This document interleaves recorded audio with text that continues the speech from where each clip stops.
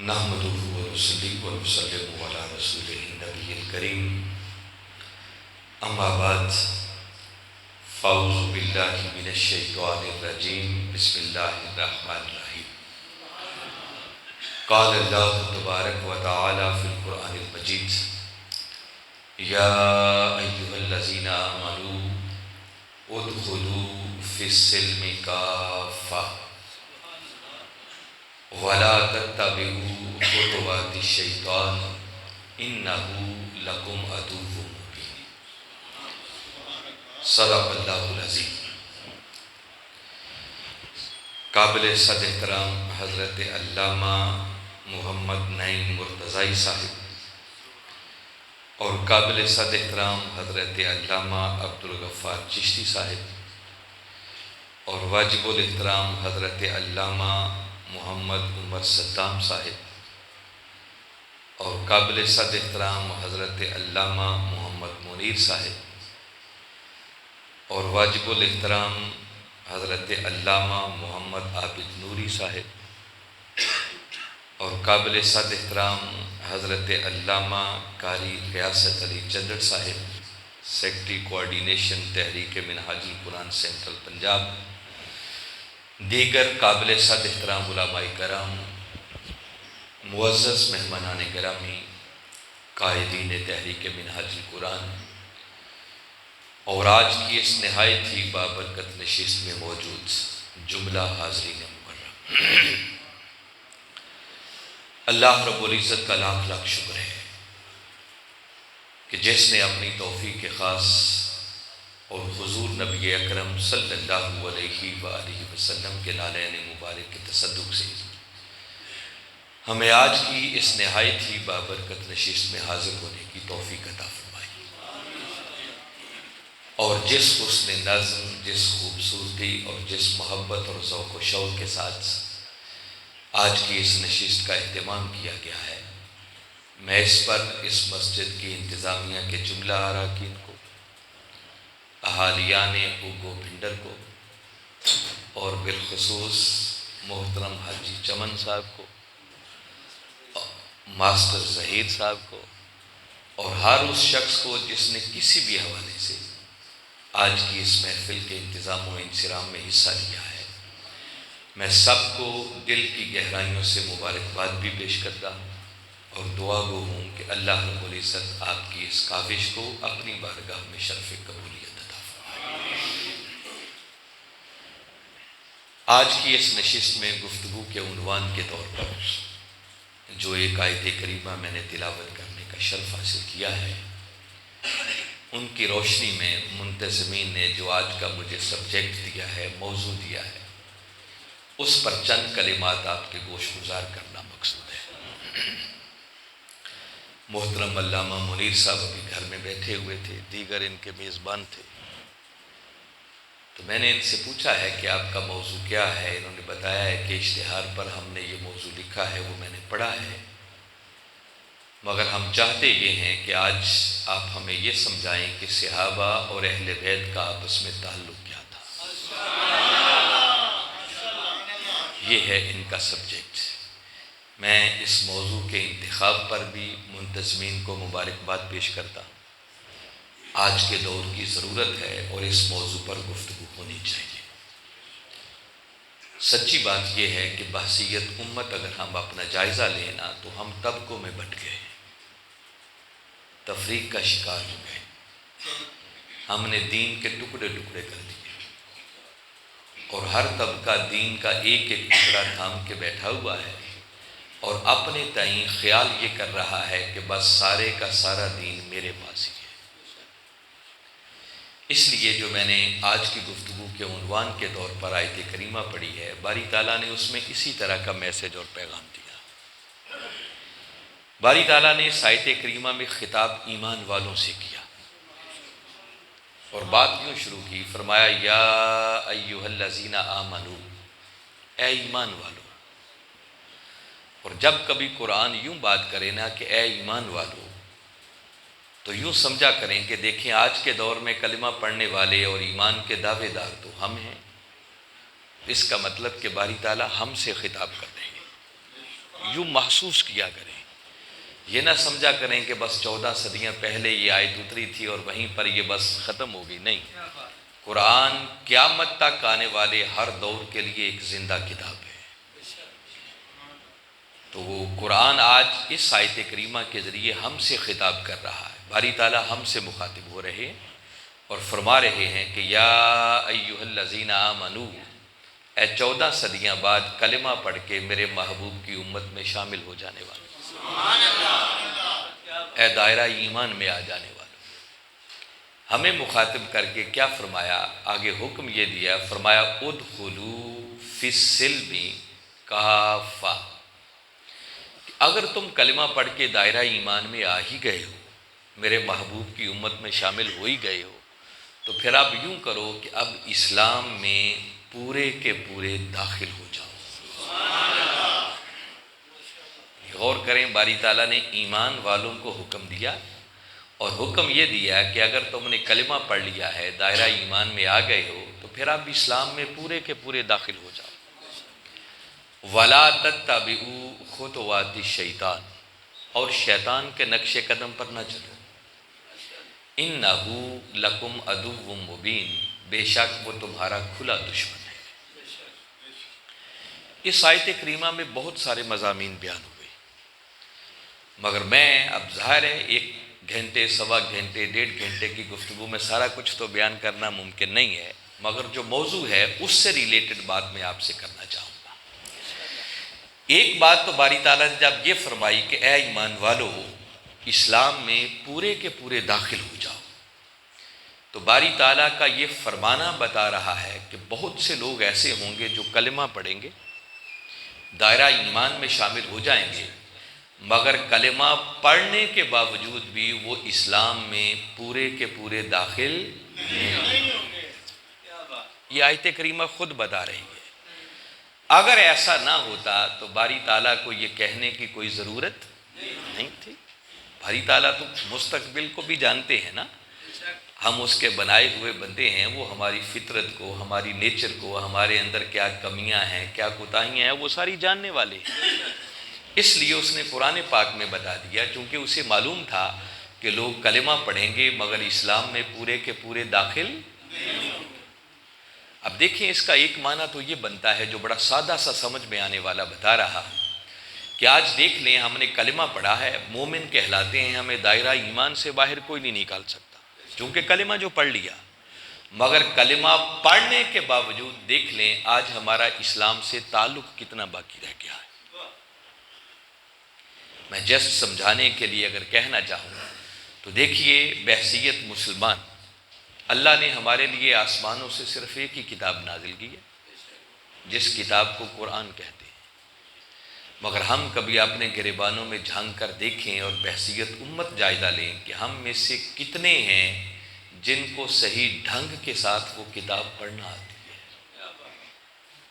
ہمیں وہ قرآن پڑھنا بھی کوئی نہیں آتا۔ وہ چند صورتیں جو ہر روز ہم نے نماز میں تلاوت کرنا ہوتی ہیں، ہمیں وہ بھی صحیح تلفظ کے ساتھ نہیں۔ اور پھر جن کو یہ قرآن پڑھنا آ جاتا ہے، آپ پھر جائزہ لیں کہ ان میں سے وہ کتنے بچتے ہیں کہ جو پڑھیں تو ان کو سمجھ بھی آتی ہے کہ اس کتاب کے اندر لکھا گیا ہے۔ ایک ہی ہماری کتاب ہے جو آسمانوں سے اتری، مگر اس کتاب سے تعلق کا عالم دیکھ لیں کہ ہمارا دین سے کتنا تعلق باقی رہ گیا ہے۔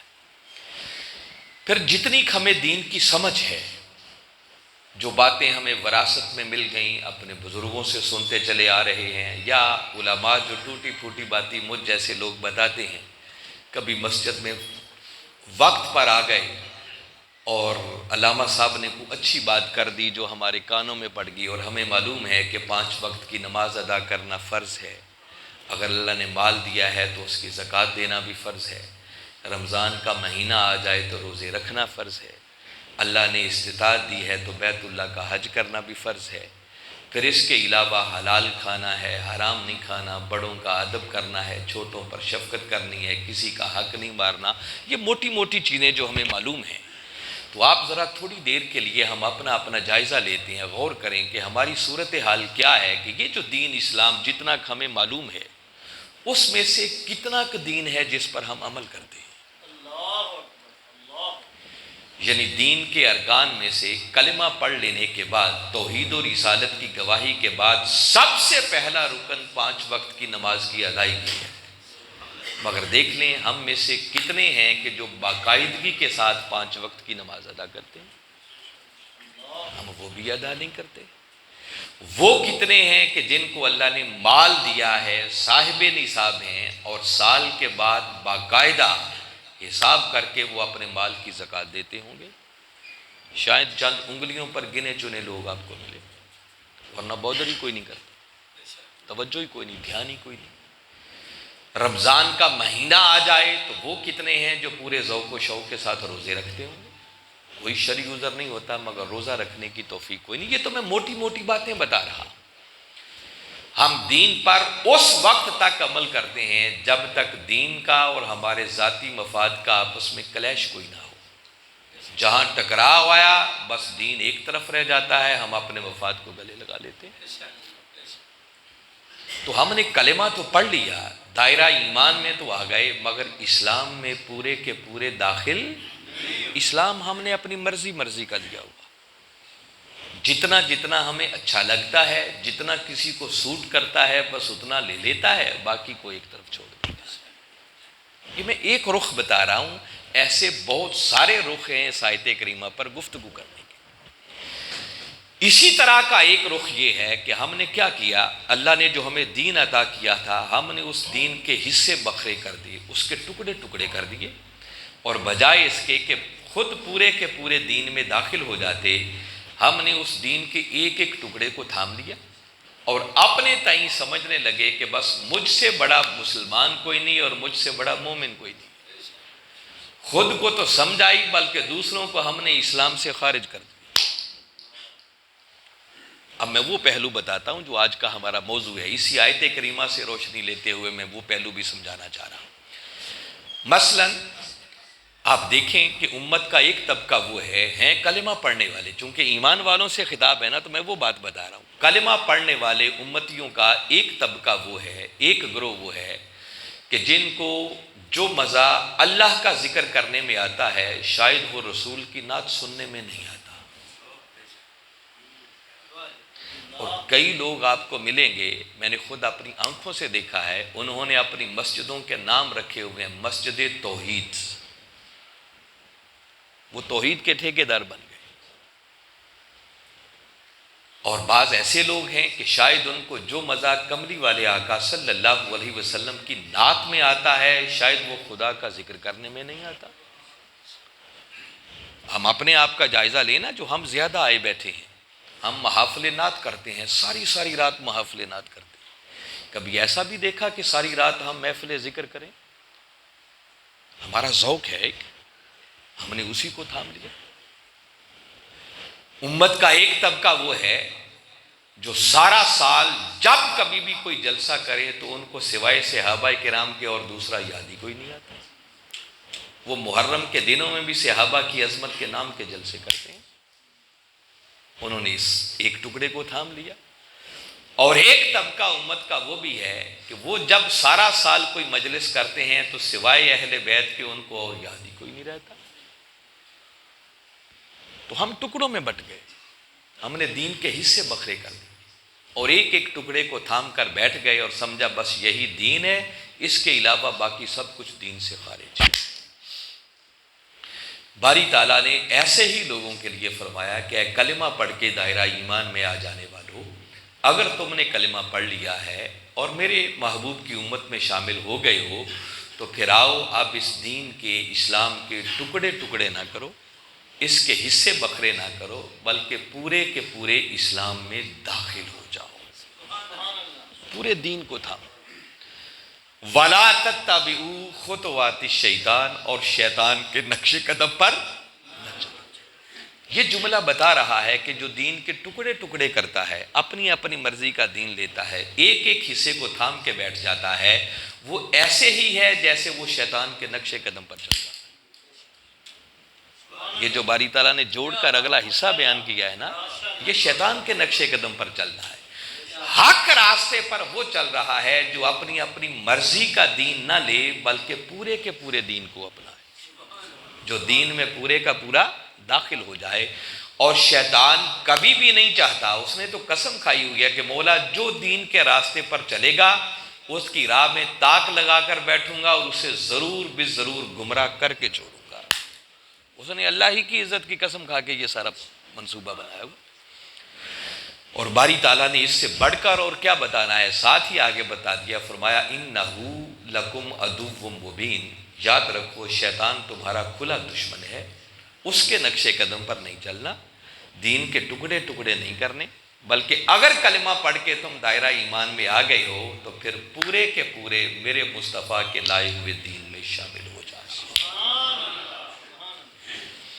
اب اگر آج کے اس دور میں کوئی شخص جاننا چاہے کہ ہم دین میں، اسلام میں پورے کے پورے داخل کیسے ہو سکتے ہیں، تو میں وہ بنیادی سبق آج آپ کو بتا رہا ہوں۔ آپ کے گاؤں میں مجھے پہلی بار آنے کا شرف مل رہا ہے، مجھے خوشی ہوئی ہے آپ لوگوں کی زیارت کر کے،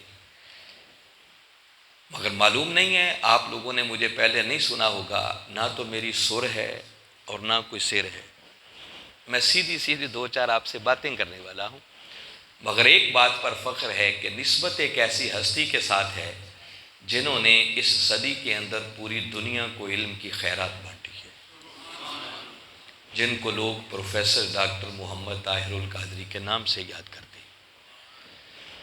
اور یہ بات بھی اپنے من میں اتار لیں، علم زور زور سے بولنے کا نام نہیں ہے، علم سر اور لے کا نام نہیں ہے۔ سر بڑی اچھی چیز ہے بشرطے کہ وہ من سے نکلے، ہماری سروں کا مقصد بھی کچھ اور بن گیا ہے، ہم سر کسی اور مقصد کے لیے لگاتے ہیں۔ اور بدقسمتی یہ ہے کہ آج دین کے نام پر یہ سجنے والی ہماری محافل الا ماشاءاللہ جو اچھی ہیں وہ ہیں، استثناء ہر جگہ موجود ہوتا ہے، مگر اکثر و بیشتر جو میں دیکھتا ہوں نا، یہ دین کے نام پر سجنے والی محافل، ان کا مقصد سوائے تفریح تباہ کے اور کچھ نہیں بچا۔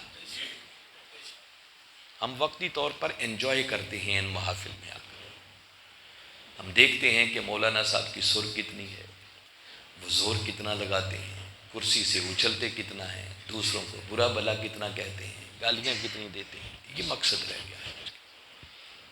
اس سے بڑھ کر نہ کوئی سننے والے لینا چاہتے ہیں اور نہ کوئی آنے والے دینا چاہتے ہیں۔ حالات بڑے بدل گئے ہیں، زمانہ بڑا آگے نکل گیا ہے۔ یہ جو دین کے نام پر محافل ہم سجاتے ہیں نا، جن پر لاکھوں روپیہ خرچ ہوتا ہے، اور ایسی محافل بھی ہوتی ہیں ممکن ہے جن پر کروڑوں روپیہ خرچ ہوتا ہے، ان کو تفریح تباہ کا سامان نہیں بنانا چاہیے، بلکہ ان محافل اور ان مجالس کو حقیقت میں درس گاہیں بننا چاہیے۔ کیا بننا چاہیے؟ کبھی سوچا کرے نا کہ آپ نے 3-4 گھنٹے کی محفل کی، کتنا خرچ کرتے ہیں لوگ اس میں۔ آپ کی تو چلو چھوٹی محفل ہوگی، مگر میں دیکھ رہا ہوں باہر صحن تک بڑھتا چلا جا رہا۔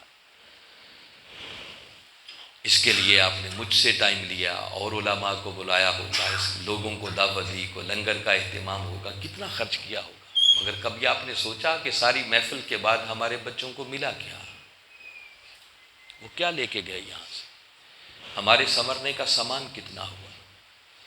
تقریر سن کر کسی کا عقیدہ کتنا سنورا اور کسی کا عمل کتنا سنورا؟ اگر ساری رات کے جلسے ہوں اور بدلے کوئی نہ، تو ان جلسوں کا کوئی فائدہ نہیں۔ اس پر ہمیں غور کرنا ہوگا، سوچنا ہوگا۔ از سر نو اپنی ان نشستوں کو منظم کریں، ان کو نتیجہ خیز بنائیں، فروٹفل بنائیں، آنے والے بچوں کی تعلیم و تربیت کا کوئی سامان ہونا چاہیے۔ اور گھر سے جب آیا کرے نا ایسی محافل کے اندر، تو تماشائی بن کر نہیں آیا کرے، بلکہ گھروں سے جب آئیں تو باوضو ہو کر آئیں، اچھے کپڑے پہن کر آئیں، سروں کو ڈھانپ کر آئیں، اور اللہ کی بارگاہ میں ایک دعا کر کے آئیں کہ مولا تیرے دین کے نام پر سجنے والی محفل میں جا رہا ہوں، میرے سنورنے کا کچھ سامان کر دینا۔ جب آپ اتنے لوگ دعا کر کے آئیں گے تو ہو سکتا ہے آپ کی دعا کے صدقے باری تعالیٰ مولانا کو بھی کوئی توفیق دے دے، وہ اچھی بات کاری دے۔ زندگی میں کوئی لمحہ تو آنا چاہیے نا کہ جب برائی کی طرف اٹھتے ہوئے قدم رک جائیں اور نیکی کی طرف بڑھنا شروع ہو جائیں، بدلنا چاہیے۔ تاہم خیر یہ ایسے ہی بائی دا وے باتیں آ گئی۔ میں اصل بات کی طرف لانا چاہ رہا ہوں کہ اگر کوئی شخص یہ سوچے اور جاننا چاہے کہ اگر کوئی چاہے کہ میں پورے کا پورا اسلام میں داخل ہو جاؤں، میرا ایمان کامل ہو جائے، اکمل ہو جائے، پکا اور سچا مومن بن جاؤں، تو یہ کیسے ہو سکتا ہے؟ یاد رکھیں یہ اس وقت تک ممکن نہیں ہے جب تک کہ کوئی شخص بیک وقت پہلے اسلام کے، ایمان کے 5 بنیادی سرچشموں کے ساتھ اپنا تعلق قائم نہیں کرتا۔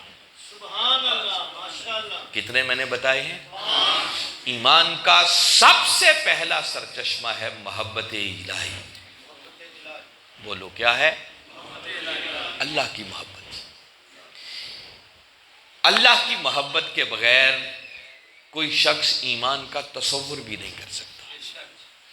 جہاں سے ایمان پیدا ہوتا ہے، ایمان جنم لیتا ہے، اور باری تعالیٰ نے خود قرآن پاک میں ارشاد فرمایا وَالَّذِينَ آمَنُوا أَشَدُّ حُبًّا لِلَّهِ، فرمایا مومن وہ ہیں جو اللہ سے بڑی شدید محبت کرتے ہیں۔ خالی محبت کی بات نہیں، کیا فرمایا؟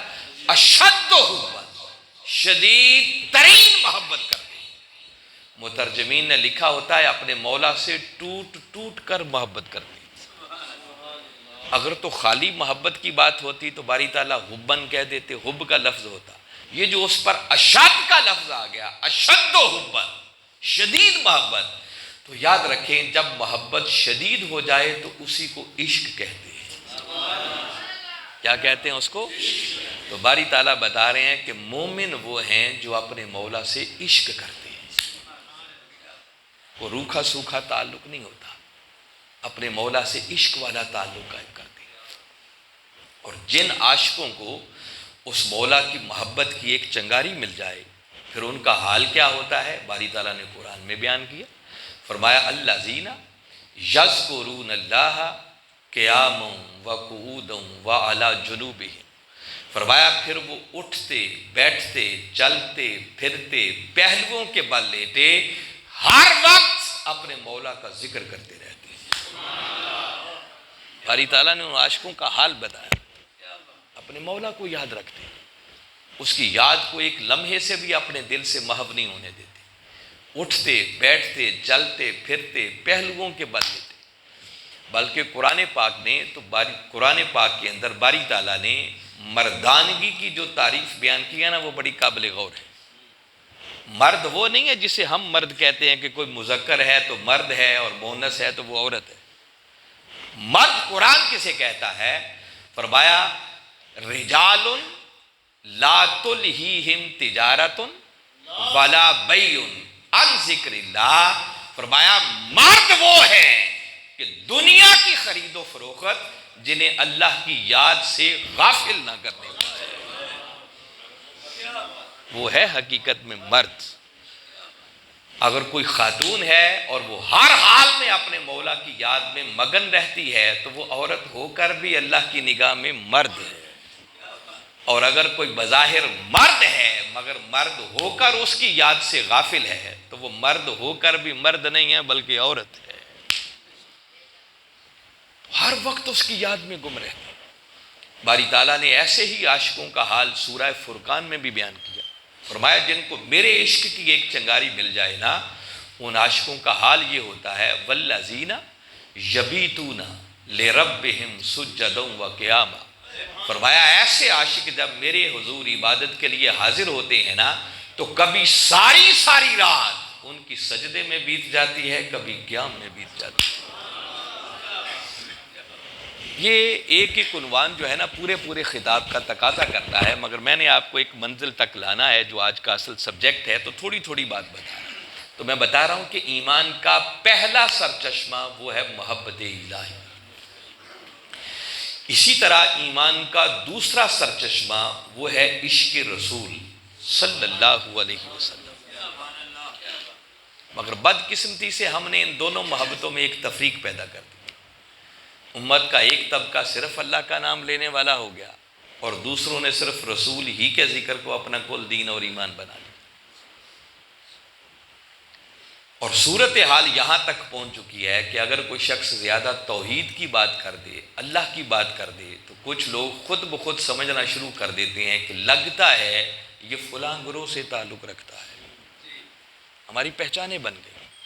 اور اگر کوئی پیار سے میرے آقا کی بات کر دے، کملی والے کی نعت پڑھ دے، کوئی شہر مدینہ کی بات کر دے، کوئی مدینہ کی ہواؤں اور فضاؤں کی بات کر دے، کوئی گنبد خضرا کی بات کر دے، کوئی والضحیٰ مکھڑے کی بات کر دے، کوئی زلف واللیل کی بات کر دے، تو دوسرے سمجھنے لگتے ہیں کہ لگتا ہے یہ فلاں گروہ سے تعلق رکھتا ہے. ہم اس طرح گروہوں میں بٹ گئے. حالانکہ میرے آقا کی بات یہ وہ بات ہے جو ہر وقت خود خدا کی زبان پر رہتی ہے. وہ خدا جب بھی اپنی قدرت کی زبان کھولتا ہے تو اس کی زبان پر سوائے مصطفیٰ کی بات کے اور بات ہی کوئی نہیں آتی.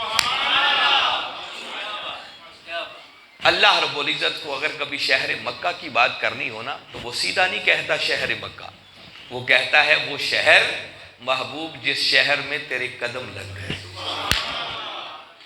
حتیٰ کہ کئی مقامات قرآن پاک میں آپ کو ملیں گے کہ اللہ کو اگر خود اپنی قسم کھانی ہو، اپنی قسم، وہ سیدھا نہیں کہتا مجھے اپنی قسم، بلکہ وہ کہتا ہے فلا وربک، محبوب قسم ہے تیرے رب کی.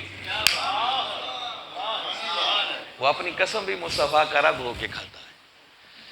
تو یاد رکھیں یہ محبتیں کہنے کو دو ہیں مگر حقیقت میں ایک ہی محبت کے دو رخ ہیں. اللہ کی محبت کا سارا انحصار وہ ہے ہی محبت مصطفیٰ صلی اللہ علیہ وسلم. اگر کوئی شخص یہ سمجھتا ہے نا کہ شاید رسول کی محبت کے بغیر اسے اللہ کی محبت مل جائے گی تو سمجھ جائیں اس بیچارے کو حقیقت کی ابھی خبر ہی نہیں، وہ مغالطے میں ہے. باری تعالیٰ نے قرآن پاک میں ارشاد فرمایا کل، محبوب اپنی میٹھی میٹھی زبان سے اعلان کر دو، انہیں بتا دو، ان کنتم تحبون اللہ، کہ لوگوں اگر اللہ سے محبت کرنا چاہتی ہو تو کیا کرو، فاتبعونی، آؤ پہلے مجھ مصطفیٰ کی اتباع کرو، پہلے میرے قدموں کے نشانوں کو اپنا قبلہ اور کعبہ بناؤ، پہلے میری ذات سے محبت اور عشق والا تعلق قائم کرو. فرمایا جب میری اتباع کے دائرے میں آ جاؤ گے تو کیا ہوگا، فرمایا یحببکم اللہ، پھر اللہ کے صرف محب نہیں رہو گے بلکہ اللہ خود تم سے محبت کرنا شروع کر دے. تو قرآن بتا رہا ہے کہ اللہ کی محبت کا سارا دار و مدار وہ محبت مصطفیٰ صلی اللہ علیہ وسلم. اس لیے میں نے بتایا کہ ان دونوں محبتوں میں کوئی تفریق نہیں ہے بلکہ ایک ہی محبت کے دو رخ ہیں. یہ ایک عنوان میں نے بتایا کہ اس پر کئی گھنٹے گفتگو ہو سکتی ہے مگر میں آپ کو اگلی سٹیج پر لانا چاہ رہا ہوں. اسی طرح ایمان کا تیسرا سرچشمہ وہ ہے محبت اہل بیت علیہم السلام، اور ایمان کا چوتھا سرچشمہ وہ ہے تعظیم صحابہ کرام رضوان اللہ علیہم اجمعین. مگر ہم نے ان دو محبتوں کے درمیان بھی ایک دیوار کھڑی ہے. امت کا ایک طبقہ صرف صحابہ کا نام لینے والا ہو گیا اور دوسروں نے صرف اہل بیت ہی کے ذکر کو اپنا کل دین اور ایمان بنا لیا اور ہم دھڑوں میں بٹ گئے. اور آج کی نوجوان نسل کو ہم نے غلط تصور یہ دیا کہ معاذ اللہ شاید صحابہ اہل بیت کے دشمن تھے اور اہل بیت صحابہ کے دشمن. ہم نے غلط امیج دیا، غلط تاثر دیا آپ کی نوجوان نسل کو. اور یہ حقیقت ہے کہ ہم طبقوں میں بٹ گئے. امت کا ایک طبقہ جیسے میں نے بتایا نا کہ اب دن محرم الحرام کے ہیں، مگر میں نے اپنی آنکھوں سے ایسے لوگوں کو دیکھا ہے کہ محرم کے دنوں کے اندر تو کیا 10 محرم کے دن بھی بعض لوگ جلسہ کرتے ہیں تو انہوں نے عنوان عظمت صحابہ رکھا. اب صحابہ کرام کی عظمت کی بات کرنا یہ کوئی غلط بات نہیں ہے، بات درست ہے. اور آپ جانتے ہیں کہ ہمارے لیے تو وہ ذرے بھی قابل تعظیم ہیں جو آقا کے نالین کو چھو گئے. اور اکثر آپ ایک شعر گنگناتے ہیں نا کہ سر پہ رکھنے کو جو مل جائے نالے پاک حضور تو پھر کہیں گے کہ ہاں تاجدار ہم بھی ہیں. ہمارے لیے تو آقا کے جوڑے بھی ہمارے سروں کا تاج ہیں. تو وہ صحابہ کرام رضوان اللہ علیہم اجمعین جنہوں نے میرے آقا کی ظاہری حیات مبارکہ کے اندر کلمہ پڑھا، پھر آقا کی مجلس میں بیٹھتے رہے، آپ کے والضحیٰ مکھڑے کو تکتے رہے، آپ کی زلف واللیل کا نظارہ کرتے رہے، آپ کی زبان اقدس سے نکلنے والی میٹھی میٹھی باتوں کو سنتے رہے، آپ کے معجزات کو تکتے رہے، اور آقا کے لائے ہوئے دین کی سربلندی کی خاطر اپنا تن من دھن سب کچھ قربان کرتے رہے، تو بھئی ان صحابہ کرام کی تعظیم ہمارے ایمان کا حصہ کیوں نہیں ہوگی؟ کوئی انکار کر سکتا ہے اس کا؟ کلمہ پڑھنے والا کوئی شخص اس کا انکار نہیں کر سکتا. تو تعظیم صحابہ کی بات کرنا، عظمت صحابہ کی بات کرنا، یہ بات درست تھی، مگر ظلم اس وقت ہوا جب تعظیم صحابہ کی آڑ میں دلوں میں اہل بیت کا بغض پالا جانے لگا. جو محرم کے دنوں میں عظمت صحابہ کا جلسہ کرتا ہے نا، وہ در حقیقت صحابہ کرام کی عظمت نہیں بیان کرنا چاہتا، بلکہ جو سینے اہل بیت کے بغض سے بھرے ہوئے ہیں نا، اس بغض کا اظہار کرنا چاہتے ہیں. میری باتیں پلے پڑ رہی ہیں؟ سمجھ آ رہی ہیں؟ اور ایسے لوگوں کی کمی نہیں ہے معاذ اللہ استغفر اللہ جو کہتے ہیں کہ کربلا کی جنگ دو شہزادوں کی جنگ تھی، اور یہاں تک کہتے ہوئے بھی خدا سے نہیں ڈرتے کہ معاذ اللہ حسین بھاگی تھے. ایسے جملے بھی کہتے، اور بدبخت یزید کو کیا کیا بنا کے پیش کرنا چاہتے ہیں، المان الحفیظ، یہ سب کچھ نظر آتا. ابھی چند دن پہلے ایک پوسٹ میری نظروں سے گزری ہے جس میں عنوان لکھا ہوا تھا، یہ محفل ہو رہی ہے برائے ایصال ثواب، اور آگے لکھا تھا یزید رحمت اللہ تعالی، جلسہ ہو رہا ہے. تو یہ جو ایسے لوگ ہیں تو سینے اہل بیت کے بغض سے بھرے ہوئے ہیں، اس بغض کا اظہار کرنا چاہتے ہیں. اور جواباً پھر ایک طبقہ وہ معرض وجود میں آیا کہ جنہوں نے اہل بیت کی محبت کا نعرہ لگایا، اور ان کو سارا سال سوائے اہل بیت کے اور یاد ہی کوئی نہیں آتا. تو بھئی اہل بیت کی محبت کی بات کرنا، ان کی عظمت کی بات کرنا، یہ بھی کوئی غلط بات نہیں ہے. اگر صحابہ کرام قابل تعظیم ہیں تو اہل بیت تو بھئی ان سے بھی بڑھ کر قابل تعظیم. اور اہل بیت کی محبت یہ تو ہمارا ایمان ہے. اہل بیت کی محبت کے بغیر نہ ایمان ملتا ہے، نہ ملا ہوا ایمان بچتا ہے. اہل بیت کی محبت تو ایمان ہے، مگر ظلم اس وقت ہوتا ہے جب اہل بیت کی محبت کی آڑ میں دلوں میں صحابہ کرام کا بغض پالا جاتا. اور ایسے لوگوں کی کمی نہیں ہے جو بات اہل بیت کی کرتے ہیں اور ساتھ معاذ اللہ استغفر اللہ صحابہ کرام کو گالیاں بکتے. یہ میں نے بتا دیا کہ یہ طبقے ہم بن گئے. آئیے آج تھوڑی دیر کے لیے رک کر آپ کو بتاتا ہوں کہ صحابہ کون ہیں اور اہل بیت کون ہیں، تاکہ حقیقت سمجھ آئے. وقت کے مجدد حضور شیخ الاسلام پروفیسر ڈاکٹر محمد طاہر القادری مدث اللہ العالی، آپ نے ایک موقع پر بڑے خوبصورت لفظوں میں یہ بات سمجھائی. آپ نے فرمایا کہ یاد رکھیں، گھر ایک تھا، در ایک تھا، اور وہ تھا در رسول صلی اللہ علیہ وسلم. وہ تھا ہمارے آقا کا گھر، وہ تھا کملی والے کا گھر، وہ تھا محبوب خدا کا گھر. فرق صرف اتنا تھا کہ کچھ لوگ وہ تھے جو اس گھر کی چار دیواری کے اندر رہتے تھے. وہ جو اندر رہتے تھے ان کو آج ہم اہل بیت کے نام سے یاد کرتے ہیں. اور کچھ تھے جو ہمہ وقت 24 گھنٹے اس گھر کا طواف کرتے رہتے تھے. وہ جو ہر وقت اس گھر کے گرد چکر لگاتے رہتے تھے ان کو آج ہم صحابہ کرام کے نام سے یاد کرتے ہیں. اس گھر اور در کے ساتھ کسی کی بھی نسبت کم. بھئی اہل بیت وہ تھے کہ جب کبھی پیاس لگتی اور پینے کے لیے پانی میسر نہ آتا تو میرے آقا صلی اللہ علیہ وسلم کی زبان اقدس چوس کر وہ اپنی پیاس بجھا لیا کرتے تھے۔ یہ اہل بیت تھے۔ حسنین کریمین علیہ السلام چھوٹے شہزادے ہوتے، عرب کا تپتا ہوا صحرا ہوتا، کئی بار جب پینے کے لیے پانی میسر نہ آتا تو میرے آقا اپنی زبان اقدس ان شہزادوں کے منہ میں ڈال دیتے اور وہ اپنے نانا کی زبان اقدس چوس کر اپنی پیاس بجھا لیتے۔ یہ اہل بیت تھے۔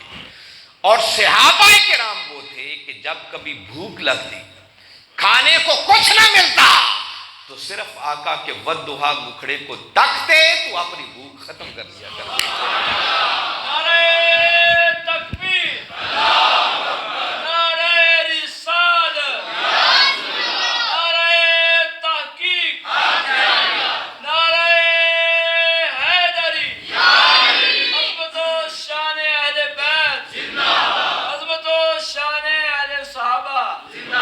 ایک رات کا واقعہ ہے، آدھی رات بیت چکی ہے، ہر کوئی اپنے گھر میں آرام کر رہا ہے کہ اچانک میرے آقا گھر سے باہر تشریف لے آئے۔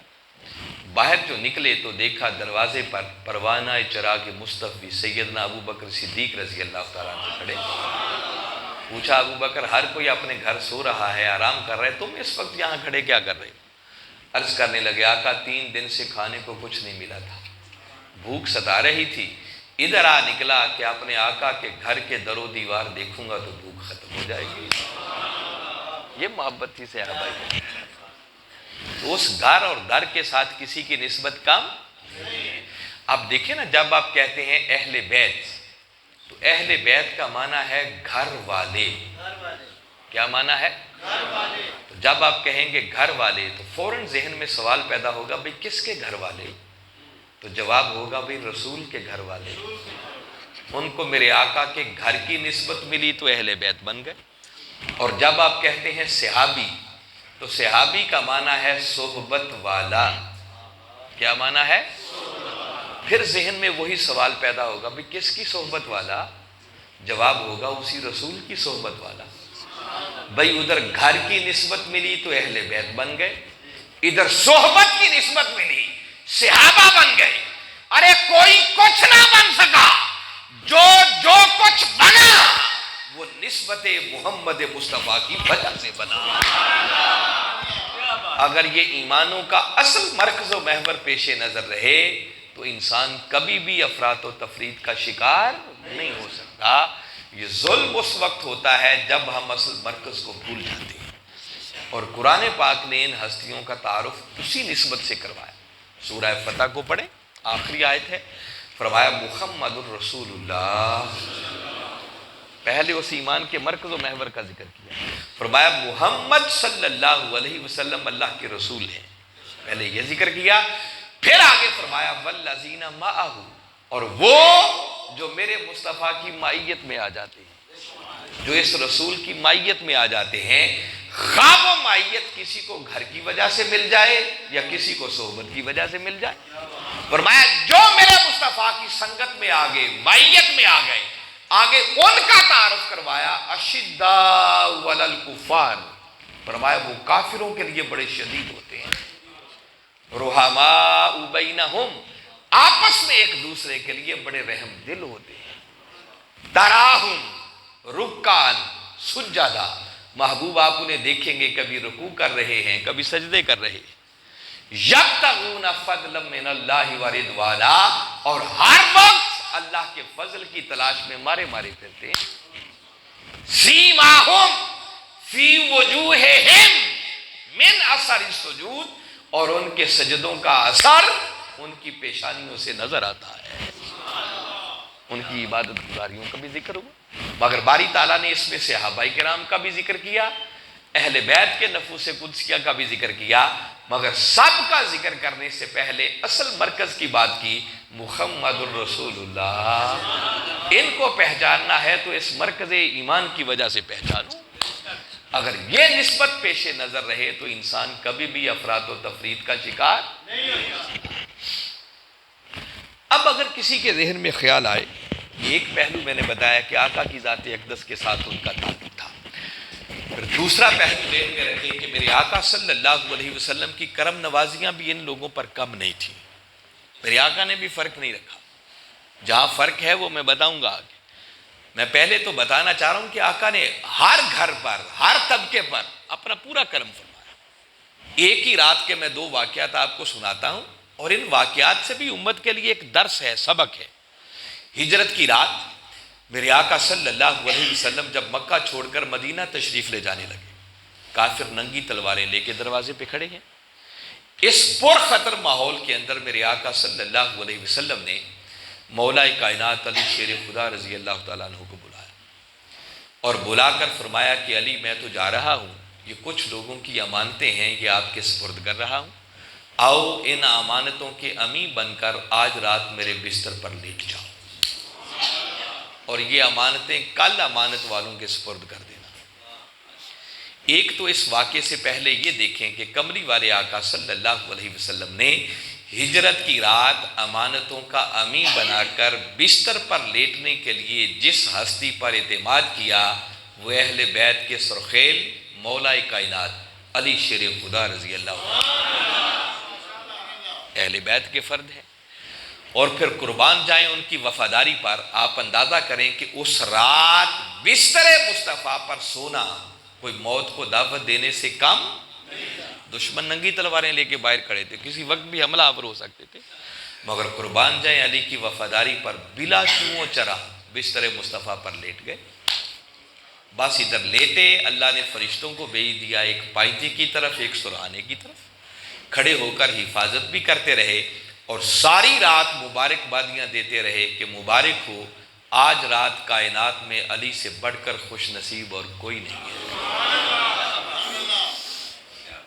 اور باری تعالیٰ نے قرآن پاک کی آیت بھیج دی، فرمایا وَمِنَ النَّاسِ مَن يَشْرِي نَفْسَهُ ابْتِغَاءَ مَرْضَاتِ اللَّهِ، فرمایا لوگوں میں سے کچھ ایسے بھی ہیں جو اللہ کی رضا کی خاطر اپنی جانوں کو بھی بیچ ڈالتے ہیں. علی کی وفاداری کا اعلان ہو گیا. یہ ایک گھر ہے جن کا میرے آقا نے اس رات انتخاب کیا، اور گھر بستر پر امانتوں کا امی بنا کر علی کو لیٹنے کا حکم دیا، اور گھر سے جب نکلے تو سیدھا سیدنا صدیق اکبر رضی اللہ تعالیٰ عنہ کے دروازے پر تشریف لے گئے. رات بیت چکی ہے، ہر کوئی اپنے گھر میں آرام کر رہا ہوگا. بس جیسے ہی میرے آقا نے جا کر دروازے پہ دستک دی، ابو بکر نے دوڑ کے دروازہ کھولا جیسے پہلے کوئی انتظار میں ہو. میرے آقا نے پوچھا ابو بکر ابھی تک سوئے نہیں تھے؟ عرض کی آقا بس ایک بار آپ کی زبان مبارک سے سنا تھا کہ ایک رات آئے گی، مکہ چھوڑ کر مدینہ جاؤں گا، مگر جانے سے پہلے اپنے ایک جان نثار ساتھی کو ساتھ لے کے جاؤں گا. بس آقا جب سے سنا ابو بکر نے اس دن سے راتوں کو سونا چھوڑ دیا. اب آقا کی نگاہ انتخاب دیکھیں، ایک فرد اہل بیت کا ہے، دوسرے فرد صحابہ کرام کی صف سے ہیں، ان کے سردار ہیں، ان کا انتخاب کیا. بس آقا کی ابرو کا اشارہ ہوا، ابو بکر سفر پہ ساتھ چل پڑے. اب سوچیں اس رات میرے آقا کے ساتھ سفر پر نکلنا یہ بھی کوئی موت کو دعوت دینے سے کم. دشمن پیچھے لگا ہوا تھا، کسی وقت بھی حملہ ہو سکتا تھا، مگر قربان جائیں ابو بکر کی وفاداری پر. کتابیں بھری پڑی ہیں، جب غار ثور کی طرف جا رہے تھے تو جانے کا منظر یہ تھا کہ ابو بکر دوڑ کے کبھی آگے آ جاتے ہیں، کبھی پیچھے ہو جاتے ہیں، کبھی دائیں ہو جاتے ہیں، کبھی بائیں ہو جاتے ہیں، دیوانہ وار طواف کرتے ہوئے آقا کو لے کے آگے بڑھ رہے. میرے آقا نے پوچھا ابو بکر آرام سے کیوں نہیں چلتے؟ عرض کرنے لگے آقا دشمن پیچھے لگا ہوا ہے، جب مجھے گمان گزرتا ہے کہ کہیں آگے سے حملہ نہ کر دیں تو دوڑ کے آگے آ جاتا ہوں کہ جان جائے تو ابو بکر کی جائے، میرے مصطفیٰ کو کوئی تکلیف نہ پہنچے.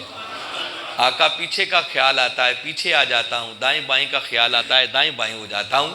یوں آقا پر اپنی جان قربان کرتے ہوئے آقا کو لے کے غار ثور کی طرف بڑھتے چلے جا رہے ہیں، حتیٰ کہ غار ثور آ گئے. اب غار میں داخل ہونے کا وقت آیا. عرض کرنے لگے آقا غار میں پہلے آپ نہیں جائیں گے، آج غار میں پہلے ابو بکر جائے گا.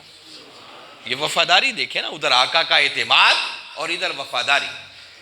ابو بکر آپ پہلے کیوں جائیں گے؟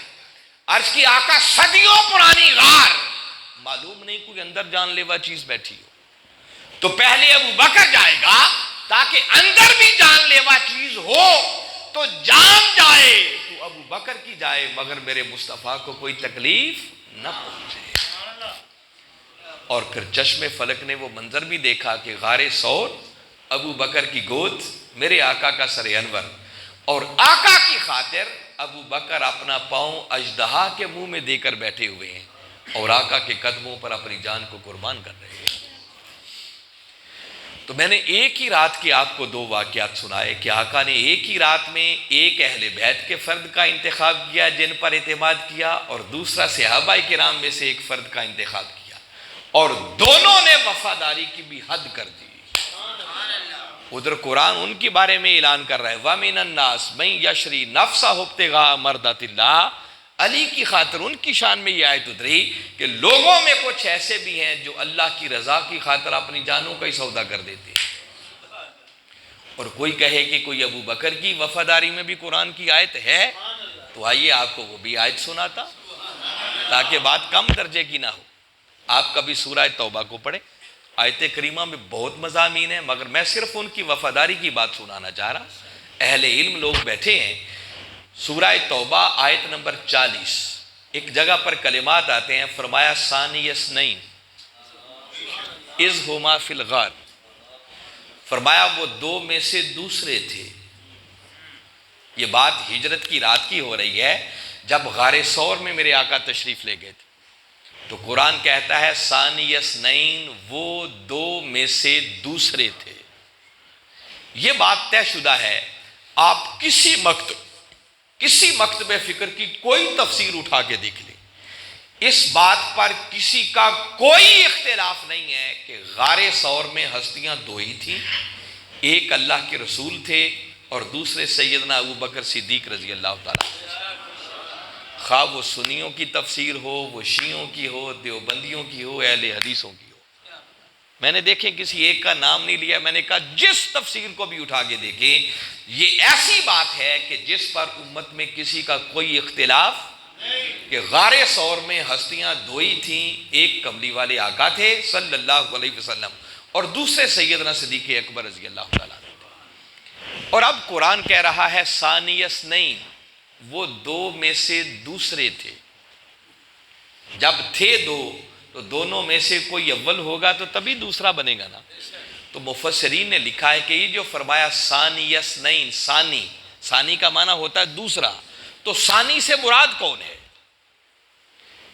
آیت کے سیاق کو بھی پڑھ لیں، سباق کو بھی پڑھ لیں، آگے پیچھے پوری آیت کا مطالعہ کر لیں، آیت کا پورا ماحول بتا رہا ہے کہ جس ہستی کو ثانی کہا جا رہا ہے نا، اس سے مراد کملی والے آقا محمد مصطفیٰ صلی اللہ علیہ وسلم۔ یہ بڑی دلچسپ بات بتا رہا ہوں، معلوم نہیں ایسی باتوں میں آپ کا ذوق ہے یا نہیں، تھوڑی مشکل بات ہے، مگر غور کریں گے تو آپ کے ایمان پر ایک بہار آ جائے۔ قرآن ثانی کس کو کہہ رہا ہے؟ کملی والے آقا صلی اللہ علیہ وسلم کا۔ یہ آیت کا پورا سیاق و سباب بتاتا ہے۔ ارجح ترین معنی یہ ہے کہ ثانی سے مراد کملی والے آقا صلی اللہ علیہ وسلم۔ آپ آیت کو پڑھیں شروع میں اِلَّا تَنْصُرُوهُ، آگے کیا ہے؟ فَقَدْ نَصَرَهُ اللَّهُ اِذْ أَخْرَجَهُ الَّذِينَ كَفَرُوا ثَانِيَ اثْنَيْنِ اِذْ هُمَا فِي الْغَارِ۔ اب اتنے کا میں ترجمہ کرتا ہوں، آپ کو سمجھ آئے گی کہ ثانی سے مراد کیوں آقا ہے۔ قرآن کہتا ہے اِلَّا تَنْصُرُوهُ، باری تعالیٰ کملی والے آقا کے صحابہ کرام سے کہہ رہے ہیں کہ میرے محبوب کے غلاموں، اگر تم میرے مصطفیٰ کی مدد نہیں کرو گے، فَقَدْ نَصَرَهُ، پہلے تو دیکھیں نا اِلَّا تَنْصُرُوهُ، اگر تم اس کی مدد نہیں کرو گے، کس کی؟ کملی والے آقا صلی اللہ علیہ وسلم کی۔ فَقَدْ نَصَرَهُ، تو اللہ نے ان کی مدد کی، کن کی؟ کملی والے آقا صلی اللہ علیہ وسلم کی۔ فَقَدْ نَصَرَهُ اللَّهُ، اللہ نے ان کی مدد کی۔ اِذْ أَخْرَجَهُ، جب ان کو نکالا، کن کو؟ کملی والے آقا صلی اللہ علیہ وسلم۔ سارا ذکر تو آقا کا آ رہا ہے نا۔ کافرو، کافروں نے نکالا، اسی ہجرت کی بات ہو رہی ہے، آیت تو بعد میں اتری نا۔ آگے کہا ثانی اثنین، جب کافروں نے ان کو نکالا تو وہ دو میں سے دوسرے تھے۔ تو وہ سے مراد کون ہوگا؟ جس کا پیچھے ذکر آ رہا ہے۔ کو میری بات پلے پڑ رہی ہے بھئی؟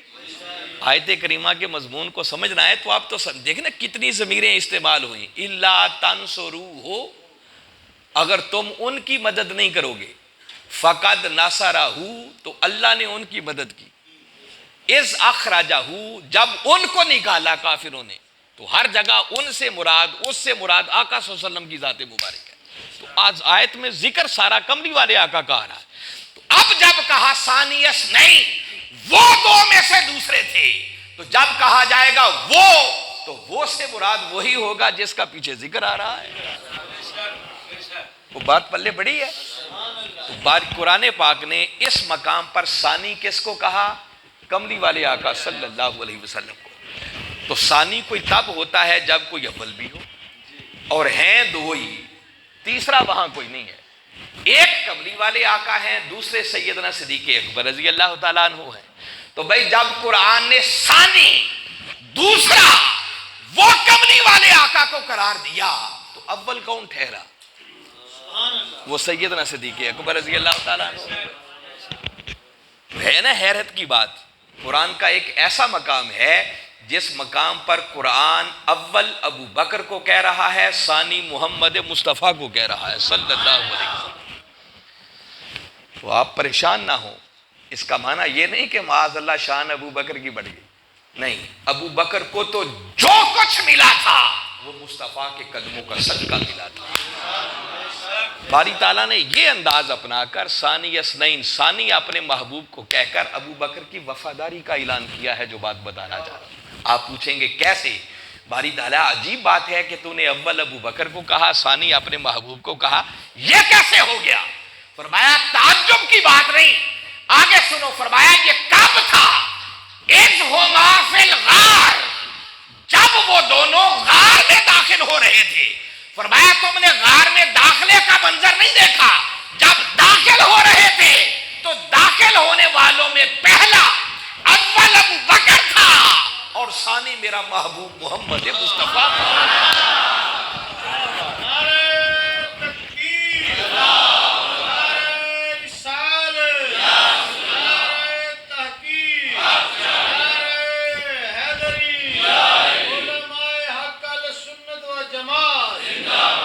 تو مولا اس کا فائدہ کیا ہوا ثانی اور اول قرار دے کر؟ فرمایا یہ قرار دے کے تمہیں ابو بکر کی وفاداری بتانا چاہ رہا ہوں کہ وہ ابو بکر جو جانتے تھے، پہچانتے تھے، قرآن کی آیت تھی، لا تقدموا بین یدی اللہ ورسولہ، خبردار کبھی اللہ اور اس کے رسول سے آگے نہ بڑھنا۔ جانتے تھے کہ رسول سے آگے نہیں بڑھنا ہے، اور رسول سے آگے بڑھنا ایسے ہی ہے جیسے خدا سے آگے بڑھنا ہے۔ مگر آج ابو بکر عرض کرتے ہیں آقا غار میں پہلے آپ نہیں جائیں گے، غار میں پہلے ابو بکر جائے گا۔ کیوں جائے گا؟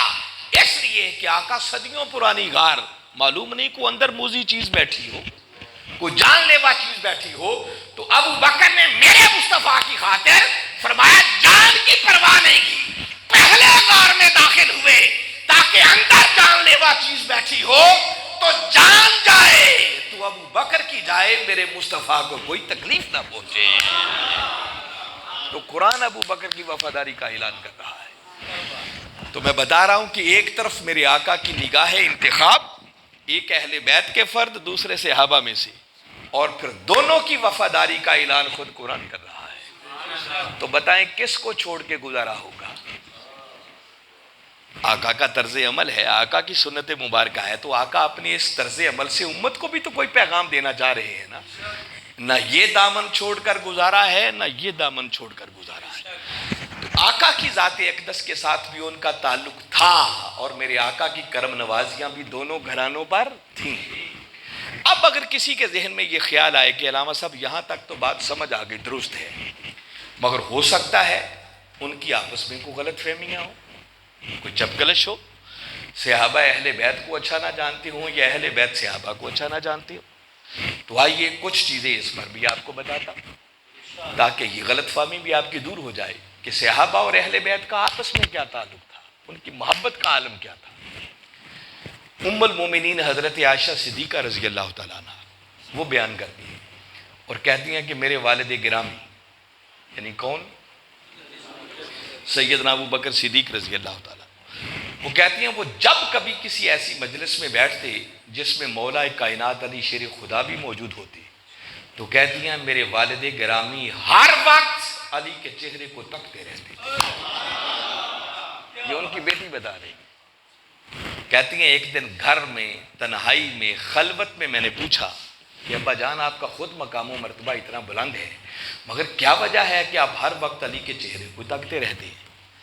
تو وہ پروانہ چراغ مصطفی جواب دیتے ہیں کہ بیٹی عائشہ سمعت رسول اللہ صلی اللہ علیہ وسلم یقول النظر الی وجہ علی عبادت، کہ بیٹی عائشہ میں نے اپنے آقا کی زبان اقدس سے سنا ہے کہ علی کے چہرے کو فقط تکنا بھی عبادت ہے۔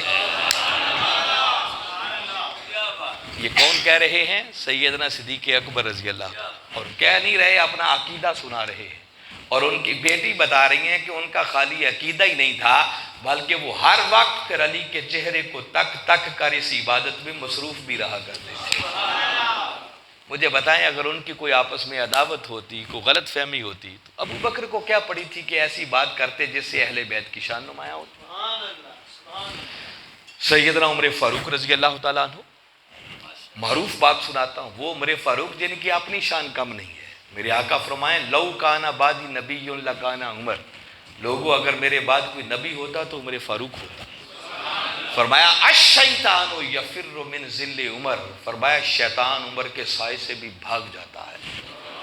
جن کو میرے آقا نے جنتی ہونے کی بشارت خود ان کی زندگی میں دے دی، جن کی شہادت کی خبر خود میرے آقا صلی اللہ علیہ وسلم نے دے دی، جن کو میرے آقا کا فادر ان لا سسر ہونے کا شرف ملا، جن کو میرے آقا نے خود مانگ کر لیا، ہر کوئی کمی والے آقا کا مرید بن کر آیا، مگر واحد عمر فاروق ہیں جو مرید نہیں بلکہ مراد بن کر آئے۔ مرید تو وہ تھے ہی مگر مراد رسول بن کر آئے۔ وہ عمر فاروق رضی اللہ تعالیٰ عنہ جن کی اپنی شان کا یہ عالم ہے، ان کے بیٹے اور امام علی مقام امام حسین علیہ السلام چھوٹے بچے تھے، باہر کھیل رہے تھے، کھیلتے کھیلتے بس کسی بات پر کوئی جھگڑا ہوا اور امام علی مقام امام حسین علیہ السلام ان سے فرمانے لگے ارے تم تو ہمارے غلام زادے ہو اور ہم سے جھگڑتے، اتنی بات کہہ دی۔ اور انہوں نے کوئی غلط بات نہیں کی تھی، جو فرمایا تھا حق فرمایا تھا، کیونکہ جنہوں نے میرے آقا کی زبان اقدس چوسی ہو غلط بات کبھی ان کی زبان پر نہیں آیا کرتی۔ وہ بھی بچے تھے، جیسے ہی انہوں نے سنا دل پہ بوجھ آیا، پلٹ کے گھر گئے اور جا کر اپنے والد گرامی سیدنا عمر فاروق سے عرض کرنے لگے کہ ابا جانا آج حسین نے یہ تانا دیا ہے۔ انہوں نے جیسے یہ بات سنی تو ان کی آنکھوں میں چمک آ گئی، بیٹے کو انگلی تھما لی اور سیدھا مولا کائنات علی شیر خدا رضی اللہ تعالیٰ عنہ کے دروازے پہ چلے گئے۔ دروازے پہ دستک دی، اب دروازہ کھولنے کے لیے وہی شہزادہ حسین آ رہا ہے۔ باپ بیٹے کو کھڑے دیکھا، دل میں سوچا ہوگا کہ جھگڑا ہوا تھا، شاید کوئی شکایت لے کے آئے ہوں گے، مگر باہر ماجرا ہی کچھ اور تھا۔ پوچھا کیسے آنا ہوا؟ عمر فاروق رضی اللہ تعالیٰ عنہ فرمانے لگے کہ حسین بتاؤ آج ہوا کیا تھا؟ تو پہلے انہوں نے سرسری جواب دیا کہ بس ایسے جھگڑا ہو گیا تھا۔ اب پھر پلٹ کے پوچھنے لگے کہ نہیں، اپنے کلمات دہرا کر بتاؤ آپ نے فرمایا کیا تھا؟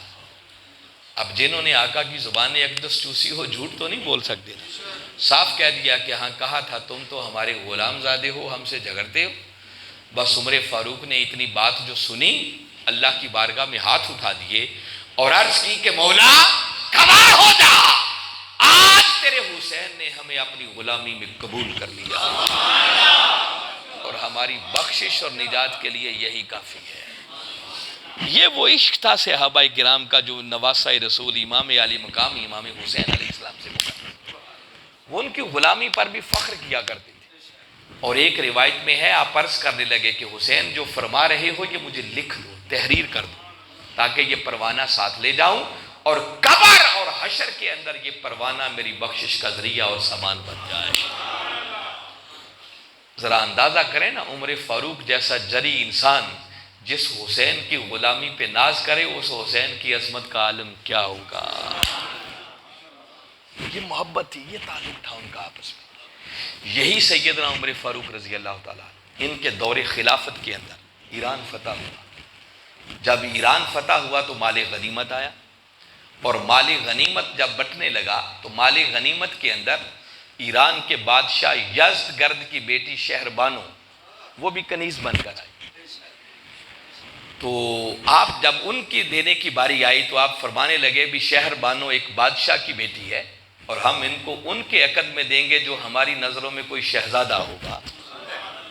اب ہر کوئی منتظر ہے کہ عمر فاروق کی نگاہوں میں شہزادہ کون ہے، حالانکہ ان کے اپنے بیٹے بھی موجود تھے، اور چشم فلک نے وہ منظر دیکھا اور کانوں میں آواز گونجی کہ ہماری نظروں میں شہزادہ سوائے حسین سے بڑھ کر اور کوئی نہیں ہے، اور شہر بانو کا عقد امام علی مقام امام حسین علیہ السلام سے کر دیا۔ یہ محبت تھی صحابہ کرام کی اہل بیت کے ساتھ اور نواسہ رسول کے ساتھ۔ اسی طرح مال غنیمت تقسیم ہونے لگا۔ عمر فاروق ان کا دور حکومت ہے، مال غنیمت تقسیم کرتے کرتے آپ نے امام علی مقام امام حسن اور امام حسین علیہ السلام کو اپنے بیٹے عبداللہ، ان کے بیٹے وہ بھی موجود تھے اس جنگ کے اندر، ان سے ڈبل حصہ دیا۔ اپنے بیٹے کو کم دیا اور حسنین کریمین کو ڈبل دیا۔ آپ کے بیٹے نے اعتراض کیا کہ میں ان سے اتنا بڑا ہوں، سینئر ہوں، آقا کے ساتھ بھی جنگوں میں حصہ لیتا رہا ہوں، اور آپ نے مجھے حصہ کم دیا ہے اور حسنین کریمین کو مجھ سے زیادہ دیا۔ اتنی بات جو سنی عمر فاروق جلال میں آ گئے اور بیٹے سے مخاطب ہو کر فرمانے لگے کہ ان کے مقابلے کی بات کرتے ہو پہلے ان کے نانا جیسا نانا لاؤ، پہلے ان کے باپ جیسا باپ لاؤ، پہلے ان کی ماں جیسی ماں لاؤ، پھر حسن اور حسین کے مقابلے کی بات کرنا۔ آپ اندازہ کریں ان کی محبت اور ان کے عشق کا عالم کیا تھا۔ ان کی آپس میں کوئی غلط فہمی نہیں تھی۔ ایون کہ سیدنا عثمان غنی رضی اللہ تعالیٰ عنہ قربان جائیں ان کی عظمت پر، ان کی شان کم نہیں ہے۔ دیکھیں نا، جن کے عقد میں میرے آقا کی یکے بعد دیگرے 2 صاحبزادیاں آئیں۔ میرے آقا نے پہلے اپنی ایک بیٹی کا نکاح کیا، جب ان کا وصال ہوا میرے آقا نے دوسری صاحبزادی کا نکاح کر دیا۔ جب دوسری بیٹی کا وصال ہوا تو میرے آقا فرمانے لگے کہ اللہ کی عزت کی قسم، اگر محمد کی 40 بیٹیاں بھی ہوتی تو ایک ایک کر کے یوں ہی عثمان کے عقد میں دے دیتا۔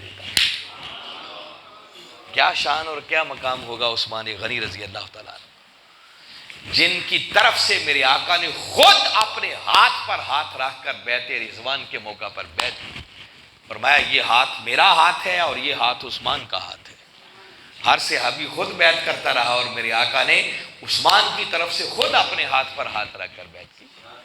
غزوہ بدر میں شریک نہیں ہوئے، مگر میرے آقا نے ان کو بدری صحابہ میں شمار کیا اور ان کے برابر ان کو مال غنیمت میں سے بھی حصہ دیا۔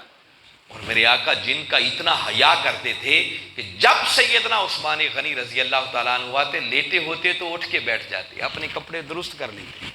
ام المومنین پوچھنے لگیں کہ آقا ابو بکر آئے آپ ایسے ہی بیٹھے رہے، عمر فاروق آئے آپ ایسے ہی بیٹھے رہے، اور سیدنا عثمان غنی رضی اللہ تعالیٰ عنہ آئے تو آپ اٹھ کر بیٹھ گئے، کپڑوں کو درست کر لیے۔ فرمایا کہ عائشہ میں اس عثمان کا حیا کیوں نہ کروں جس عثمان کا حیا آسمانوں پر اللہ کے ملائکہ بھی کرتے ہیں۔ وہ عثمان غنی رضی اللہ تعالیٰ، بتا رہا ہوں کہ ان کا تعلق کیا تھا اہل بیت کے ساتھ۔ معروف واقعہ ہے، میں بڑی سادہ سادہ باتیں آپ کو بتا رہا ہوں تاکہ اصل تعلق آپ کو سمجھ آئے۔ میں کوئی آپ کو نئی باتیں نہیں، وہ باتیں بتا رہا ہوں جو پہلے بھی آپ کی یادداشت میں کہیں نہ کہیں ہوں گی، صرف ان کو فریش کر رہا ہوں کہ کوئی نئی بات نہیں ہے۔ مولا کائنات علی شیر خدا رضی اللہ تعالیٰ عنہ کی جب شادی کا وقت آیا، نکاح کا وقت آیا، تو میرے آقا صلی اللہ علیہ وسلم نے بلایا، پوچھا علی کچھ پاس ہے؟ عرض کی آقا ایک تلوار ہے اور ایک زرہ ہے۔ فرمایا تلوار رکھ لو، جنگ میں کام آئے گی، زرہ جا کر بیچا اور پیسے لے کے میرے پاس آ۔ بیچنے کے لیے نکلے، ملاقات سیدنا عثمان غنی رضی اللہ تعالیٰ عنہ سے ہو۔ پوچھا علی کدھر جا رہے ہو؟ آقا نے زرہ بیچنے کے لیے بھیجا ہے۔ فرمایا کتنے کی بیچنی ہے؟ سودا طے پا گیا، جتنے درہم دینار میں بھی ہوا۔ عثمان غنی رضی اللہ تعالیٰ عنہ نے اتنے درہم دینار نکالے، مولا کائنات علی شیر خدا کو دے دیے، زرہ ان سے خود لے لی۔ فرمایا علی اب یہ دینار آپ کے ہو گئے، زرہ میری ہو گئی۔ جب چلنے لگے تو روک کے پھر فرمانے لگے علی درہم دینار تو تمہارے ہو ہی گئے، اب زرہ بھی آپ کو آپ کی شادی کے موقع پر تحفے کے طور پر پھر عطا کر رہا۔ مجھے بتائیں ان کی کوئی دشمنی ہوتی، چپکلش ہوتی تو دشمن بھی ایک دوسرے کو یوں گفٹ دیا کرتے ہیں اور تحفے دیا کرتے ہیں۔ ان کی کوئی غلط فہمی نہیں تھی، کوئی چپکلش نہیں تھی۔ ایک ایک صحابی کی بات کرنے سے تو بات لمبی ہو جائے گی۔ میرے آقا صلی اللہ علیہ وسلم کے 1.25 لاکھ کے لگ بھگ صحابہ کرام، اور جمی صحابہ کرام کا یہ مسلک تھا، مشرب تھا۔ صحابہ کرام فرمایا کرتے تھے کنا نعرف المنافقین ببغضهم علیہ صحابہ کرام کہتے ہیں کہ آقا صلی اللہ علیہ وسلم کے پردہ کر جانے کے بعد اگر ہمیں کسی کی پہچان کرنا ہوتی کہ یہ مومن ہے یا منافق، تو کہتے ہم کیا کرتے؟ اس کے سامنے علی کا ذکر کرتے، علی کا نام لیتے۔ وہ صحابہ کرام کا بھی نعرہ حیدری ہوگا نا جو وہ لگاتے ہوں، کہتے پھر علی کا ذکر کر کے اور ذکر کر کے پھر ان کے چہروں کو تکتے، جس شخص کو پہچان کرنا ہوتی اس کے چہرے کو تکتے، کہتے اگر علی کا ذکر سن کر اس کے چہرے پر تنگی کے آثار نظر آتے، گھٹن محسوس ہوتی، تو کہتے ہم سمجھ جاتے کہ اس بدبخت سے بڑا منافق اور کوئی نہیں ہے۔ اور اگر علی کا نام سن کر اس کے چہرے پر خوشی کی لہر دوڑ جاتی تو کہتے ہم اسے مومن سمجھ کے گلے لگا دیا کرتے۔ تو صحابہ کرام کے نزدیک مومن اور منافق کی پہچان ہی حب علی اور بغض علی تھا۔ جس دل میں علی کی محبت دیکھتے اسے مومن سمجھتے، جس دل میں علی کا بغض دیکھتے اسے منافق سمجھا کرتے تھے۔ یہ صحابہ کرام کا تجزیہ بنا۔ اور ایسا نہیں تھا کہ صحابہ کرام ان سے محبت کرتے تھے اور معاذ اللہ وہ صحابہ کو اچھا نہیں سمجھتے تھے، نہیں، وہ بھی اسی طرح باہمی محبت کے پیکر تھے۔ مولا کائنات علی شیر خدا رضی اللہ تعالیٰ عنہ جا رہے ہیں، اچانک مسجد کے قریب سے گزرے تو مسجد میں چراغ جل رہا تھا۔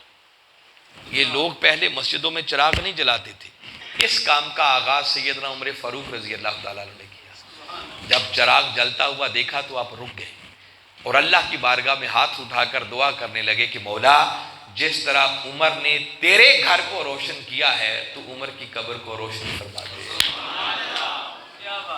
تو دشمنی ہوتی تو علی کو کیا پڑی تھی، عمر فاروق کی عظمت کی بات کرتے اور ان کے لیے دعا کرتے۔ ان کی کوئی غلط فہمی نہیں تھی، میں بتا رہا ہوں، آپس میں وہ باہمی محبت کے پیکر تھے۔ اور آپ سن کر دنگ ہوں گے، دنیا کا کوئی شخص اس کو رد نہیں کر سکتا، سیدنا عمر فاروق رضی اللہ تعالیٰ عنہ یہ مولا کائنات علی شیر خدا کے داماد بھی ہیں۔ بات پلے پڑ رہی میں کیا کہہ رہا ہوں؟ بہوش و حواس یہ ذکر کر رہا ہوں۔ مولا کائنات علی شیر خدا کی ایک صاحبزادی ام کلثوم، ان کا رشتہ عمر فاروق نے مانگا، اور مانگا اس لیے وہ خواہش نفس کے لیے نہیں، اس لیے مانگا کہ علی میں نے سنا ہے کہ حشر والے دن ہر نسبت، ہر رشتہ، ہر تعلق ختم ہو جائے گا، مگر آقا کی نسبت اور رشتہ اس دن بھی کام آئے گا۔ میں چاہتا ہوں کہ اگر یہ رشتہ مل جائے تو آقا کے سلسلے کے ساتھ ایک میرا بھی سلسلہ جڑ جائے گا۔ اور ان کی بیٹی ام کلثوم کا عقد خود سیدنا عمر فاروق رضی اللہ تعالیٰ عنہ کے ساتھ ہوا۔ مجھے بتائیں ان کی جنگ ہوتی، دشمنی ہوتی تو کوئی دشمنوں کو بیٹیوں کے رشتے دیا کرتا؟ جب میرے آقا نے فرمایا نا کہ اگر میری 40 بیٹیاں بھی ہوتی تو ایک ایک کر کے عثمان کے عقد میں دے دیتا، آقا کے اس فرمان کا اہل بیت کے لوگوں پر اتنا اثر ہوا کہ اہل بیت کے لوگ اپنی بیٹیوں کے رشتے عثمان کی نسلوں کو بھی دیتے رہے۔ اگر یہ باتیں بتاتا کوئی نہیں ہے آپ، ان کی آپس میں محبت کیا تھی، رشتہ داریاں کیا تھی۔ امام باقر علیہ السلام اہل بیت کے فرد، ان کے دور میں ایک شخص ان کے پاس آیا اور آ کر پوچھنے لگا کیا امام علی مقام ذرا فرمائیں کیا تلواروں کے دستے پر چاندی چڑھانا جائز ہے؟ لوگ زینت کے لیے پیچھے کئی کچھ باندھ لیتے تھے۔ امام باقر علیہ السلام سن کے فرمانے لگے جائز ہے۔ یہ فتنہ اس دور میں بھی پیدا ہو چکا تھا۔ جیسے ہی انہوں نے فرمایا جائز ہے تو سوال کرنے والے نے پلٹ کے پھر پوچھا کہ کوئی دلیل؟ امام باقر علیہ السلام فرمانے لگے دلیل یہ ہے کہ ابو بکر صدیق نے اپنی تلوار کے دستے پر چاندی چڑھائی ہوئی تھی۔ یہ دلیل دی۔ یہ بات جو سنی نا تو وہ سوال پوچھنے والا چونک پڑا اور پلٹ کر عرض کرنے لگا کیا امام علی مقام کیا آپ بھی ابو بکر کو صدیق کہتے ہیں؟ بس اتنی بات جو سنی تو وہ سمجھ گئے کہ اندر کیا فتنہ ہے، جلال میں آ گئے۔ آپ نے کعبے کی طرف رخ کر لیا اور فرمایا نعم الصدیق، نعم الصدیق، نعم الصدیق، فمن لم یکن لہ صدیق فلا صدق اللہ قولہ فی الدنیا والآخرہ۔ فرمایا ہاں وہ صدیق ہیں، صدیق ہیں، صدیق ہیں، جو ان کو صدیق نہیں مانتا خدا اسے دنیا میں بھی جھوٹا کرے گا، آخرت میں بھی جھوٹا کرے گا۔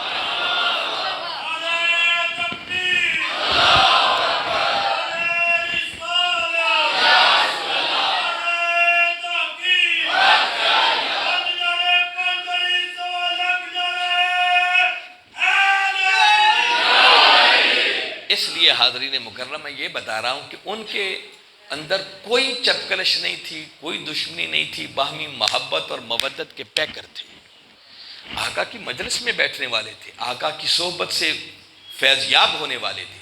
قرآن کہتا ہے ان کی شان یہ ہے کہ آپس میں ایک دوسرے کے لیے رحم دل ہوتے ہیں، وہ کیسے ایک دوسرے کے دشمن ہو سکتے تھے؟ یہ تو صرف بعد میں یار لوگوں نے اپنے پیٹ کے 2 ٹکے کے مفاد کی خاطر اور 1.5 اینٹ کی مسجد کے مفاد کی خاطر میرے آقا کی امت کے مفاد کو نظر آتش کر دیا اور ایسی ایسی سٹوریاں بنا کر امت کو سنائیں کہ آج کی نوجوان نسل غلط تاثر یہ لے رہی ہے کہ معاذ اللہ شاید صحابہ اہل بیت کے دشمن تھے اور اہل بیت صحابہ کے دشمن تھے۔ نہیں، وہ باہمی محبت کے پیکر تھے۔ اب صرف چند منٹوں کے لیے آپ کو بتا رہا ہوں، چونکہ جلسہ بالخصوص محرم کے دنوں میں ہو رہا ہے اور امام علی مقام امام حسین علیہ السلام اور اہل بیت کے ذکر پر یہ مشتمل ہے، تو بتانا چاہ رہا ہوں چونکہ آپ کثرت کے ساتھ سنی لوگ بیٹھے ہیں، آپ کو بتانا چاہ رہا ہوں کہ مت سمجھا کریں کہ اہل بیت سے محبت کرنا یہ شیعہ لوگوں کا کام ہے۔ جس طرح کی اہل بیت کی محبت ہونی چاہیے نا، ہمارے دلوں میں وہ نظر نہیں آتی۔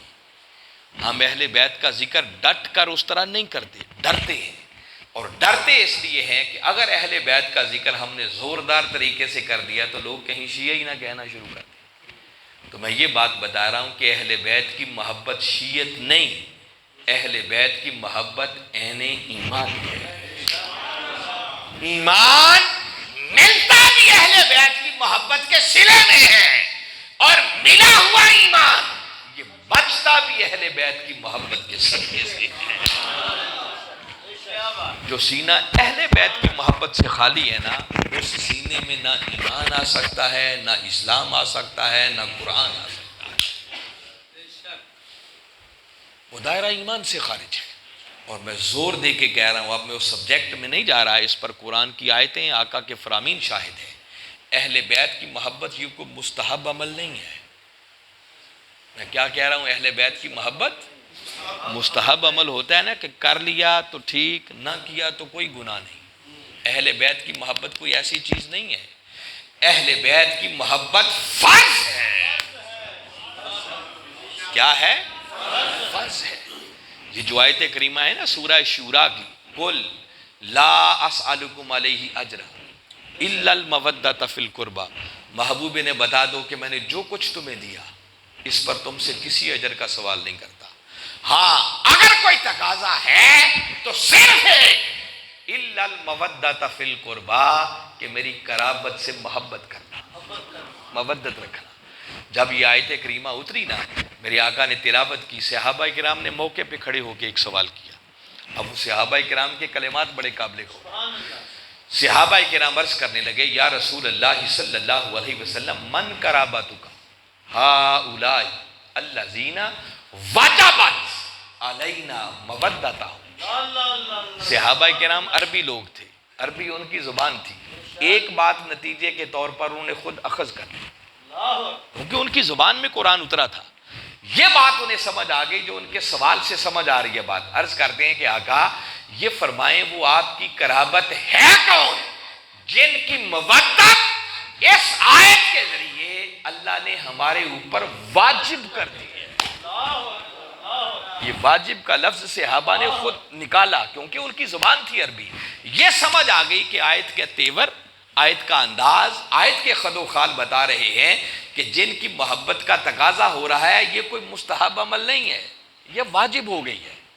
اب جاننا یہ چاہتے تھے کہ آقا وہ ہستیاں ہیں کون، اور آقا نے نہیں فرمایا کہ یہ واجب کہاں سے نکل آیا۔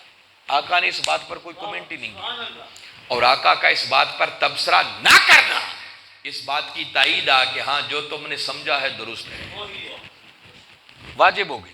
اور وجوب کا لفظ کبھی کبھی فرض کے لیے استعمال ہوتا ہے، وہ میں بتاتا ہوں آگے۔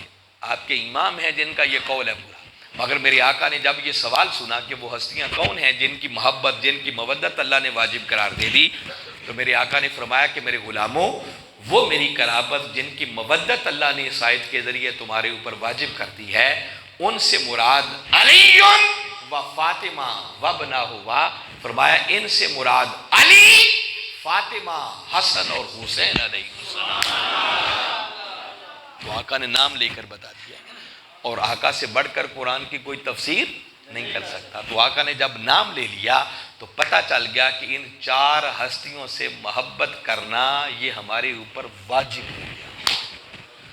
اور امام شافعی رحمۃ اللہ تعالی علیہ کا قول ہے، وہ کہتے ہیں یا اہل بیت رسول اللہ صلی اللہ علیہ وسلم حبکم فرض من اللہ فی القرآن انزلہ، اے کملی والے آقا کی اہل بیت، تمہاری محبت اللہ نے قرآن کے ذریعے ہمارے اوپر فرض قرار دے دی ہے۔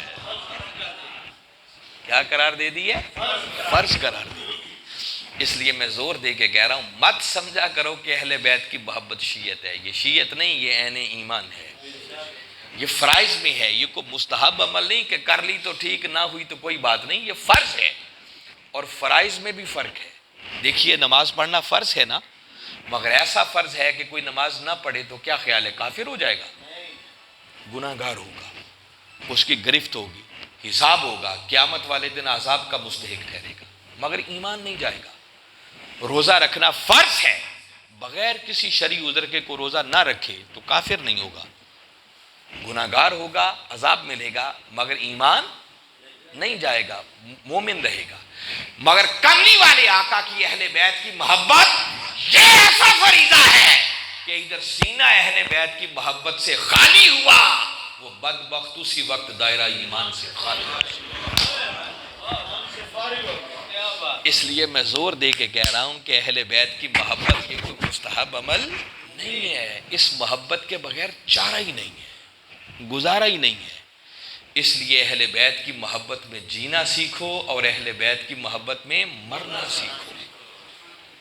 میرے آقا نے فرمایا جو خوش نصیب میری اہل بیت کی محبت کی کشتی میں سوار ہو گیا نجا، وہ نجات پا گیا، اور جس نے میری اہل بیت کی محبت کی کشتی میں سوار ہونے سے اعراض کیا، منہ موڑا، فرمایا غارے کا، وہ غرق ہو گیا، تباہ و برباد ہو گیا، اس کا کچھ نہیں بچے گا۔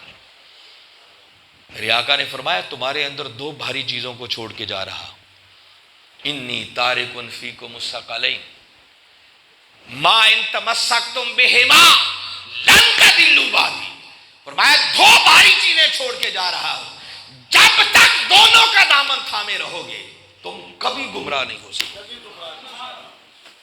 آقا وہ 2 چیزیں کیا ہیں؟ فرمایا ایک اللہ کی کتاب قرآن ہے، اور دوسری مجھ مصطفیٰ کی اہل بیت اور طرف ہے۔ اب آقا کا یہ فرمانا کہ 2 بھاری چیزیں اور دونوں کا دامن تھامو گے تو کبھی گمراہ نہیں، یہ نہیں کہا لا تضلوا، تم گمراہ نہیں ہوگے، نہیں، لن تضلوا، فرمایا ہرگز گمراہ نہیں ہو سکو گے۔ کب تک؟ جب تک ایک ہاتھ میں دامن قرآن رہے گا، دوسرے ہاتھ میں دامن اہل بیت رہے گا۔ اور جس کا دوسرا معنی یہ ہے کہ اگر دونوں میں سے کسی ایک کا دامن بھی چھوڑ دیا تو یاد رکھو کروڑ سجدے کرتے پھرنا، تم کبھی گمراہی سے بچ نہیں سکتے ہو۔ ہدایت کی راہ پر گامزن اس وقت تک رہو گے، ایمان سلامت رہے گی، ضمانت اور گارنٹی تب تک ہے جب تک ایک ہاتھ میں دامن قرآن ہوگا، دوسرے ہاتھ میں دامن اہل بیت ہوگا۔ کوئی ایک نسبت بھی ڈھیلی پڑ گئی تو فرمایا جو چاہے کرتے رہنا، تمہارے ایمان کی حفاظت کی کوئی ضمانت اور گارنٹی نہیں ہے۔ پھر میرے آقا نے زور دے کے ایک اور جملہ آگے فرمایا احدہما اعظم من الآخر، فرمایا چیزیں 2 ہیں، ایک اللہ کی کتاب ہے، دوسری مجھ مصطفیٰ کی اطرت اور اہل بیت ہے، مگر سن لو دونوں میں سے کسی کو ہلکا نہ جاننا۔ یہ نہیں فرمایا کہ ان میں سے پہلی دوسری سے بڑھ کر ہے، نہیں، یوں نہیں کہا، احدہما اعظم من الآخر، فرمایا دونوں میں سے ہر ایک وہ دوسری سے بڑھ کر ہے۔ فرمایا قرآن اہل بیت سے بڑھ کر ہے اور اہل بیت قرآن سے بڑھ کر ہے۔ فرمایا کسی کو بھی ہلکا نہیں جاننا۔ قرآن اللہ کی کتاب ہے جس میں ہدایت اور نور ہے، فرمایا اس کا دامن مضبوطی سے پکڑنا۔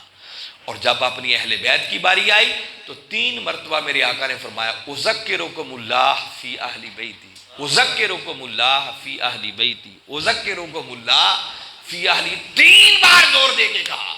فرمایا خبردار زندگی میں میری اہل بیت کی نسبت خدا کو یاد رکھنا، خدا کو نہ بھول جانا، خدا کا خوف کرنا، خدا سے ڈرتے رہنا، کہیں اہل بیت کا دامن ہاتھ سے نہ چھوٹ جائے۔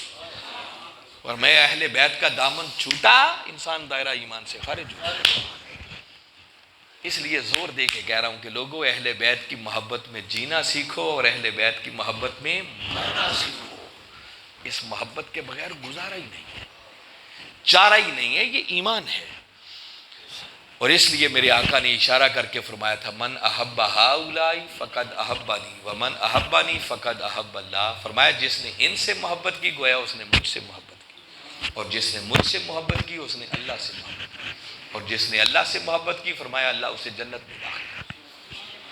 جس کا مطلب جنت میں داخلہ, اللہ کی محبت, رسول کی محبت, ان ساری چیزوں کا سارے کا سارا دار و مدار وہ علی, فاطمہ, حسن اور حسین کی محبت پر ہے. ان ہستیوں کی محبت ہے تو رسول کی محبت بھی قبول ہے, اللہ کی محبت بھی قبول ہے, جنت میں چلے جاؤ گے. اور اگر سینہ ان کی محبت سے خالی ہے تو کروڑ نعتیں پڑھتے پھرنا تمہاری نعتیں رد کر دی جائیں گی, کروڑ ذکر کی محفلیں سجاتے رہنا رد کر دی جائیں گی, جنت کے قریب پھٹک بھی نہیں سکتے. مجھے بتائیں جب آقا نے فرما دیا الحسن والحسین سیدہ شباب اہل الجنہ, فرمایا حسن اور حسین جنت کے جوانوں کے سردار ہیں. کیا خیال ہے, مانتے ہیں سردار؟ جو مانتا ہے بھلا ہاتھ کھڑا کرے. اللہ آپ کو اس عقیدے پر قائم رکھے. دیکھیے ان کو جنت کے جوانوں کا سردار نہ آپ نے بنایا نہ میں نے بنایا, ان کو جنت کے جوانوں کا سردار اللہ اور اس کے رسول نے بنایا, تو انکار کون کر سکتا ہے. اب خاص بات جو حضور شیخ الاسلام نے اس حدیث مبارکہ کے اندر ایک فرمائی نا, وہ سنانا چاہ رہا ہوں جو موضوع سے ریلیونٹ ہے. آپ نے فرمایا یہ تو بات سمجھ میں آ گئی کہ وہ جنت کے جوانوں کے سردار ہیں, مگر اس بات کے اندر ایک بات چھپی ہوئی ہے, اور وہ بات یہ چھپی ہوئی ہے کہ ذرا سوچیں جنت کے سردار ہوں حسنین کریمین علیہم السلام, سردار یہ ہوں, مالک یہ ہوں, تو ٹھنڈے دل سے سوچیں کہ ایسا بدبخت جنت میں جا سکے گا جس کے دل میں ان کے بابا کا بغض ہو؟ سردار وہ ہوں اور ان کے بابا کا بغض رکھنے والا بھی جنت میں گیا بیٹھا ہو, تو سرداری نہ ہوئی, یہ تو تماشا بن گیا. تو آقا کے فرمان کا معنی یہ ہے کہ لوگوں جنت میں صرف وہ جائے گا جس کے سینے میں اہل بیت کی محبت ہوگی. اہل بیت کی محبت کے بغیر کوئی جنت کے قریب بھی نہیں پھٹک سکے گا. اس لیے میں بار بار کہہ رہا ہوں کہ اہل بیت کی محبت میں جینا سیکھو اور اہل بیت کی محبت میں مرنا سیکھو, اس کے بغیر چارہ نہیں ہے. یہ سبق ہے جو منہاج القرآن اس صدی کے اندر دے رہا ہے. میں نے کتنے ایمان کے سرچشمے بتائے تھے؟ 5. 4 میں بتا چکا ہوں. محبت الہی, محبت رسول صلی اللہ علیہ وسلم, پھر محبت صحابہ کرام, پھر محبت اہل بیت, اور ایمان کا 5واں سرچشمہ ہے محبت اولیاء, آقا کی امت کے برگزیدہ اور صلحاء. جب تک ان 5 طبقات کے ساتھ اپنا تعلق انسان قائم نہیں کرتا, ان سے نسبت غلامی قائم نہیں کر سکتا, اس کا ایمان مکمل نہیں. یہ ایک رخ آپ کو بتا رہا ہوں اس آیت کا جہاں سے بات شروع کی تھی. ان 5 سرچشموں کے ساتھ اگر تعلق قائم ہو جائے تو پھر انسان دنیا میں بھی کامیاب ہے اور آخرت میں بھی کامیاب ہے. منہاج القرآن وہ پلیٹ فارم ہے, یہاں سے یک وقت ان 5 محبتوں کا درس ملتا ہے. وہاں سے محبت الہی کی بات بھی ملے گی, عشق رسول کا سبق بھی ملے گا, محبت اہل بیت کا سبق بھی ملے گا, تعظیم صحابہ کا سبق بھی ملے گا, اور محبت اولیاء کا فیضان بھی ملے گا. اس لیے ان 5 سرچشموں سے تعلق قائم کرو. اب اینڈ کرنے سے پہلے بتا رہا ہوں کہ جب اہل بیت کی محبت کے بغیر گزارا نہیں ہے, اور اہل بیت کے ماتھے کا جھومر ہے حسین, اس کا مطلب حسین کی غلامی کا پٹا گلے میں ڈالے بغیر کوئی چارہ, اور ہم سال کے بعد ان کے نام کا جلسہ کرتے ہیں. یہ سن لیں کہ محبت یہ نہیں ہے کہ سال کے بعد ان کے نام کا ایک جلسہ کرتے ہیں. محبت اس کو نہیں کہتے. یہ محبت کے اظہار کا ایک طریقہ ہے, مگر کل محبت یہ نہیں ہے. یہ محبت تب پائے ثبوت کو پہنچے گی جب خود کو ہم حسین کے نقش قدم پر چلانے والے بن جائیں. آج ظلم یہ ہے کہ حسین کے نام پر لاکھوں مسجدیں, لاکھوں مجلسیں سج رہی ہیں, ایک سے بڑھ کر ایک. پاکستان کا اس طرف اندازہ کر لیں تو بلا مبالغہ کہہ رہا ہوں لاکھوں جلسے تو ہوئے ہی ہوں گے نا, اور ان پر کروڑوں اربوں خربوں روپیہ خرچ کیا ہوگا، مگر افسوس کی بات یہ ہے کہ لاکھوں حسین کی نام کی مجلسیں ہو رہی ہیں مگر ان سے حسینی ایک بھی پیدا نہیں ہوا۔ یہ سوچنے کی بات ہے۔ جو اچھے لوگ ہیں وہ ہیں، میں نے کہا استثناء ہر جگہ موجود ہوتا ہے۔ اب حسین کون ہے؟ جو میں نے کہا حسینی ایک بھی پیدا نہیں ہو رہا، میں صرف ایک ہی آج آپ کو میسج دیتا ہوں۔ حسین کون ہے؟ اگر حسین سمجھنا ہو تو خواجہ اجمیر کی ربائی کا صرف ایک تیسرا مصرع میں آپ کو سنا رہا ہوں، نچوڑ دے دیا انہوں نے۔ وہ کہتے ہیں سر داد نہ داد دست در دست یزید۔ حسین نے سر تو دے دیا مگر یزید کے ہاتھوں میں ہاتھ، یہ خواجہ اجمیر فرما رہے ہیں۔ یہ کربلا کا نچوڑ ہے، یہ حسینیت بتا رہے ہیں کہ حسین کون ہے، جس کا معنی یہ ہے کہ کوئی جاننا چاہے حسین کون تو خواجہ اجمیر بتا رہے ہیں کہ حسین کٹ تو سکتا ہے مگر حسین نہ جھک سکتا ہے نہ بک سکتا ہے۔ جو بک جائے وہ حسین نہیں ہو سکتا، نہ حسین ہو سکتا ہے نہ حسین نہیں ہو سکتا ہے۔ اللہ ماشاءاللہ جو اچھے لوگ ہیں وہ ہیں، مگر جو میں نے کہا نا حسینی ایک بھی پیدا نہیں ہو رہا۔ اس پاکستانی قوم کا جائزہ لے لیں، اس قوم کا ہر فرد چھوٹے سے لے کر بڑے تک ہر وقت بکنے کے لیے تیار بیٹھا ہے۔ میں صحیح کہہ رہا ہوں یا غلط کہہ رہا ہوں؟ مہینہ پہلے آپ کے ملک میں ضمنی الیکشن ہوئے ہیں نا، اور پھر الیکشن ہوتے ہی رہتے ہیں۔ اس قوم کو آج بھیڑ بکریوں کے ریوڑوں کی طرح خریدا جاتا ہے۔ کوئی ہزاروں میں بکتا ہے، کوئی لاکھوں میں بکتا ہے، کوئی کروڑوں میں بکتا ہے اور کوئی اربوں میں بکتا ہے۔ وہ دو بزرگ آپ کے پڑوس گجرات میں بیٹھے رہے ہیں نا، کوئی یاد آ رہا ہے؟ کوئی خرید و فروختی ہو رہی ہوگی نا، معلوم نہیں ہے بکنے والا کتنے اربوں میں بکا، خریدنے والوں نے کتنے میں خریدا، اور ڈیل کروانے والے نے اپنا حصہ کتنا لیا۔ اور پوری قوم کو دیکھ لے تو میں بتا رہا ہوں قوم بک رہی ہے۔ کوئی اپنے گاؤں کی نالیوں کے نام پہ بک جاتا ہے، کوئی علاقے کی سڑکوں کے نام پہ بک جاتا ہے، کوئی بیٹے کی نوکری کے نام پہ بک جاتا ہے، کوئی 2,000 لے کے بک جاتا ہے، کوئی 500 روپے پہ بک جاتا ہے۔ اور جس بیچارے کا کہیں ہاتھ نہیں پہنچتا نا، وہ پولنگ والے دن پیپسی کی ایک بوتل پہ بھی بکنے کے لیے تیار ہے۔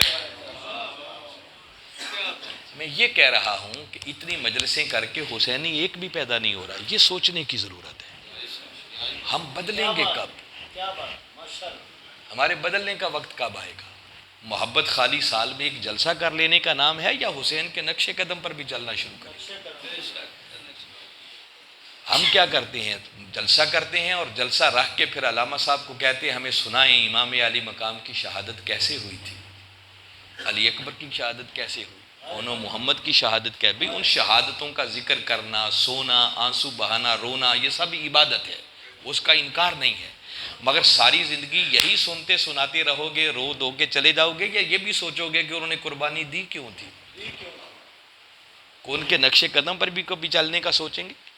حسین نے اپنے نانا کی امت کو جینے کا گر سکھایا ہے، امت وہ سیکھنے کے لیے تیار ہے، اس کی طرف سوچنے کے لیے تیار نہیں۔ حسین تو وہ ہیں جنہوں نے کربلا میں کٹے ہوئے سر کے ساتھ نیزے کی نوک پر سوار ہو کر بھی قرآن پڑھا۔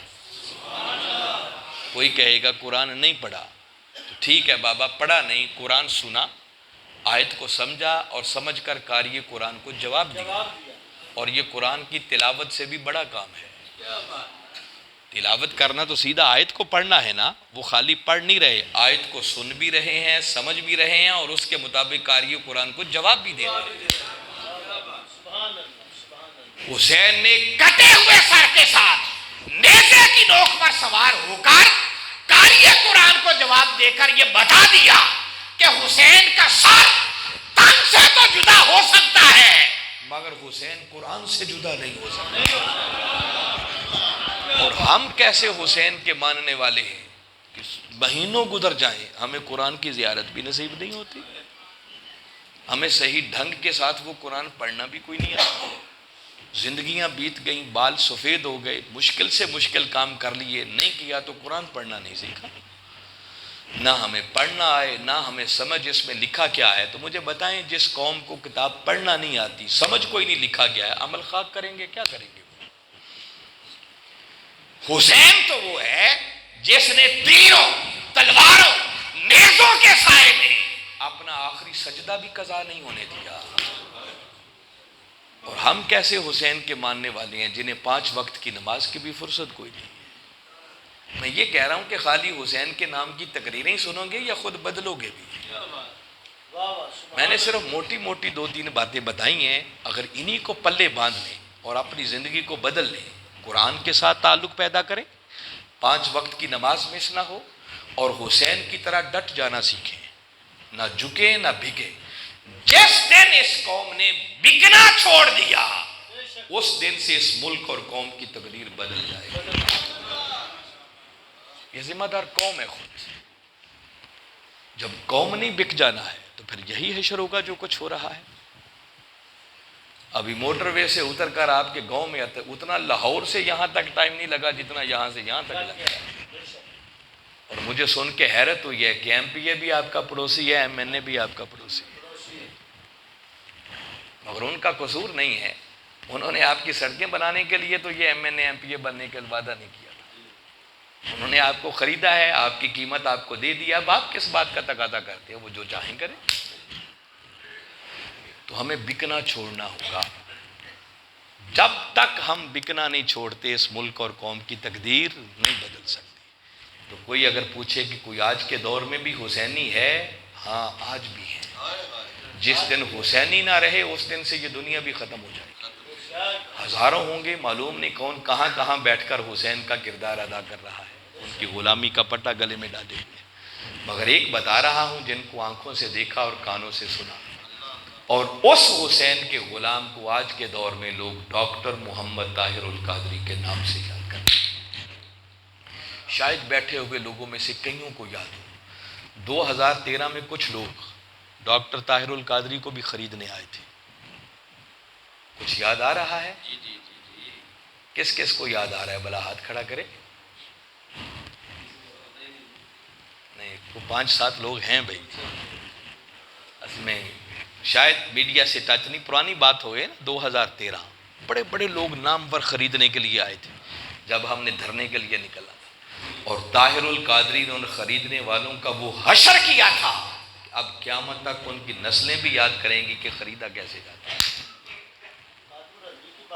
الیکٹرانک میڈیا پر جو ان کا حال کر دیا تھا نا، وہ لوگوں کو پتا ہے۔ 14 بے گناہ لوگوں کو دن دہاڑے منہاج القرآن میں شہید کیا گیا تھا، اور ان شہداء کے ورثاء کو خریدنے کے لیے کروڑوں کی آفرز کی گئی، کروڑوں کی۔ مگر قربان جاؤں طاہر القادری کے ان کارکنوں پر جنہوں نے کروڑوں روپے کی آفرز کو جوتے کی نوک پر ٹھکرا دیا۔ جس مرد کلندر کے کارکن کو کوئی نہیں خرید سکتا، تو اس مرد کلندر کو خریدنے کی جرت کون کر سکتا ہے؟ طاہر القادری کو سنیں، ان کی فکر کو سمجھیں۔ وہ آج کے دور میں حسین کا غلام بن کر حسین کے نانا کے لائے ہوئے دین کی سربلندی کے لیے محنت کر رہے ہیں۔ انشاءاللہ ہمیں مایوسی نہیں ہے، وقت بہت جلد آنے والا ہے۔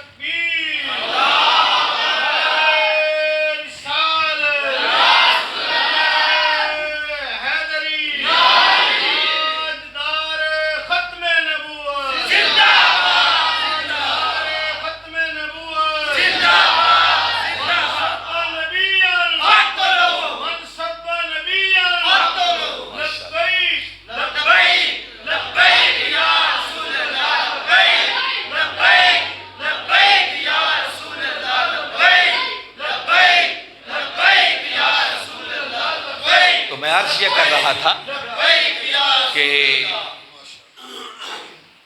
ڈاکٹر طاہر القادری کو مت سمجھے کہ خاموشی کے ساتھ کہیں بیٹھے ہوئے ہیں، نہیں، وہ بڑی کھلی آنکھوں کے ساتھ اور کھلے کانوں کے ساتھ بیٹھے ہوئے ہیں۔ انشاءاللہ جب انہوں نے محسوس کیا کہ ہاں اب قوم کو تھوڑی سی ہوش آ گئی ہے، انہوں نے 72 دن تک اسلام آباد بیٹھ کر اس قوم کو پکارا تھا، مگر قوم گھر بیٹھ کے سنتی تھی، اپریشیٹ کرتی تھی، طاہر القادری زندہ باد، ہم نکل نہیں سکتے، آپ جیت گئے تو آپ کے ساتھ ہوں گے۔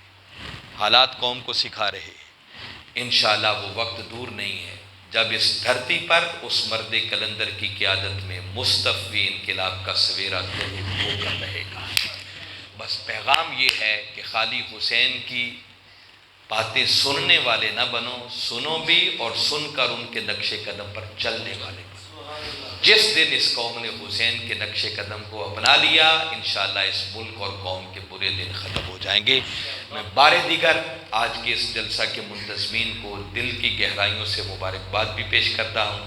دعا گو ہوں کہ اللہ کی اس کاوش کو قبول فرمائے، اور جو کچھ میں نے کہا سمجھ کر ایمان لاتے ہوئے کملی والے آقا کی اہل بیت کی سچی اور سچی غلامی کا پٹا گلے میں ڈال کر صحابہ کرام کی تعظیم کرتے ہوئے ہمیں اپنی دنیا اور آخرت کو سنوارنے کی توفیق عطا فرمائے۔ وما علینا الا البلاغ۔ اللہم صلی علی سیدنا و مولانا محمد و اصحاب سیدنا و مولانا محمد وبارک وسلم۔ مولا یہ ایک مبارک محفل ہوئی جس میں تیرا ذکر ہوا، تیرے محبوب مکرم صلی اللہ علیہ وسلم کا ذکر ہوا، تیرے محبوب کی اہل بیت کا ذکر ہوا، صحابہ کرام کا ذکر ہوا، اولیاء کا ذکر ہوا۔ مولا اپنی بارگاہ میں قبول فرما۔ دور و نزدیک سے جو ہمارے بھائی بزرگ بچے آئے ہیں مولا سب کا آنا اپنی بارگاہ میں قبول فرما۔ جن ساتھیوں نے انتظام کیا مولا ان کی کاوشوں کو اپنی بارگاہ میں شرف قبولیت عطا فرما۔ سب کے گھروں میں خصوصی رحمتیں اور برکتیں نازل فرما۔ مولا آج کے اس مبارک محفل کے صدقے ہم سب کو ایمان کی سلامتی عطا فرما، رزق حلال عطا فرما، اس میں برکت اور وسعت عطا فرما۔ مولا جو بیمار ہیں سب کو شفاء کلی عطا فرما، جو اس دنیا سے پردہ کر گئے ان کی بخشش و مغفرت فرما۔ مولا امت مسلمہ کی خیر فرما، جہاں جہاں بھی مسلمان پریشان حال ہیں سب کی پریشانیوں کو دور فرما۔ بالخصوص مولا سیلاب کے متاثرین پر خصوصی لطف و کرم فرما، ان کی مدد فرما، ہمیں ان کی مدد کرنے کی توفیق عطا فرما۔ یا رب بالمصطفیٰ بلغ مقاصدنا واغفر لنا ما مضى یا واسع الکرم۔ مولا یصلی وسلم دائما ابدا علی حبیبک خیر الخلق کلہم وصلی اللہ تعالی علی خیر خلقہ محمد وعلی آلہ واصحابہ اجمعین برحمتک یا ارحم۔ ماشاءاللہ۔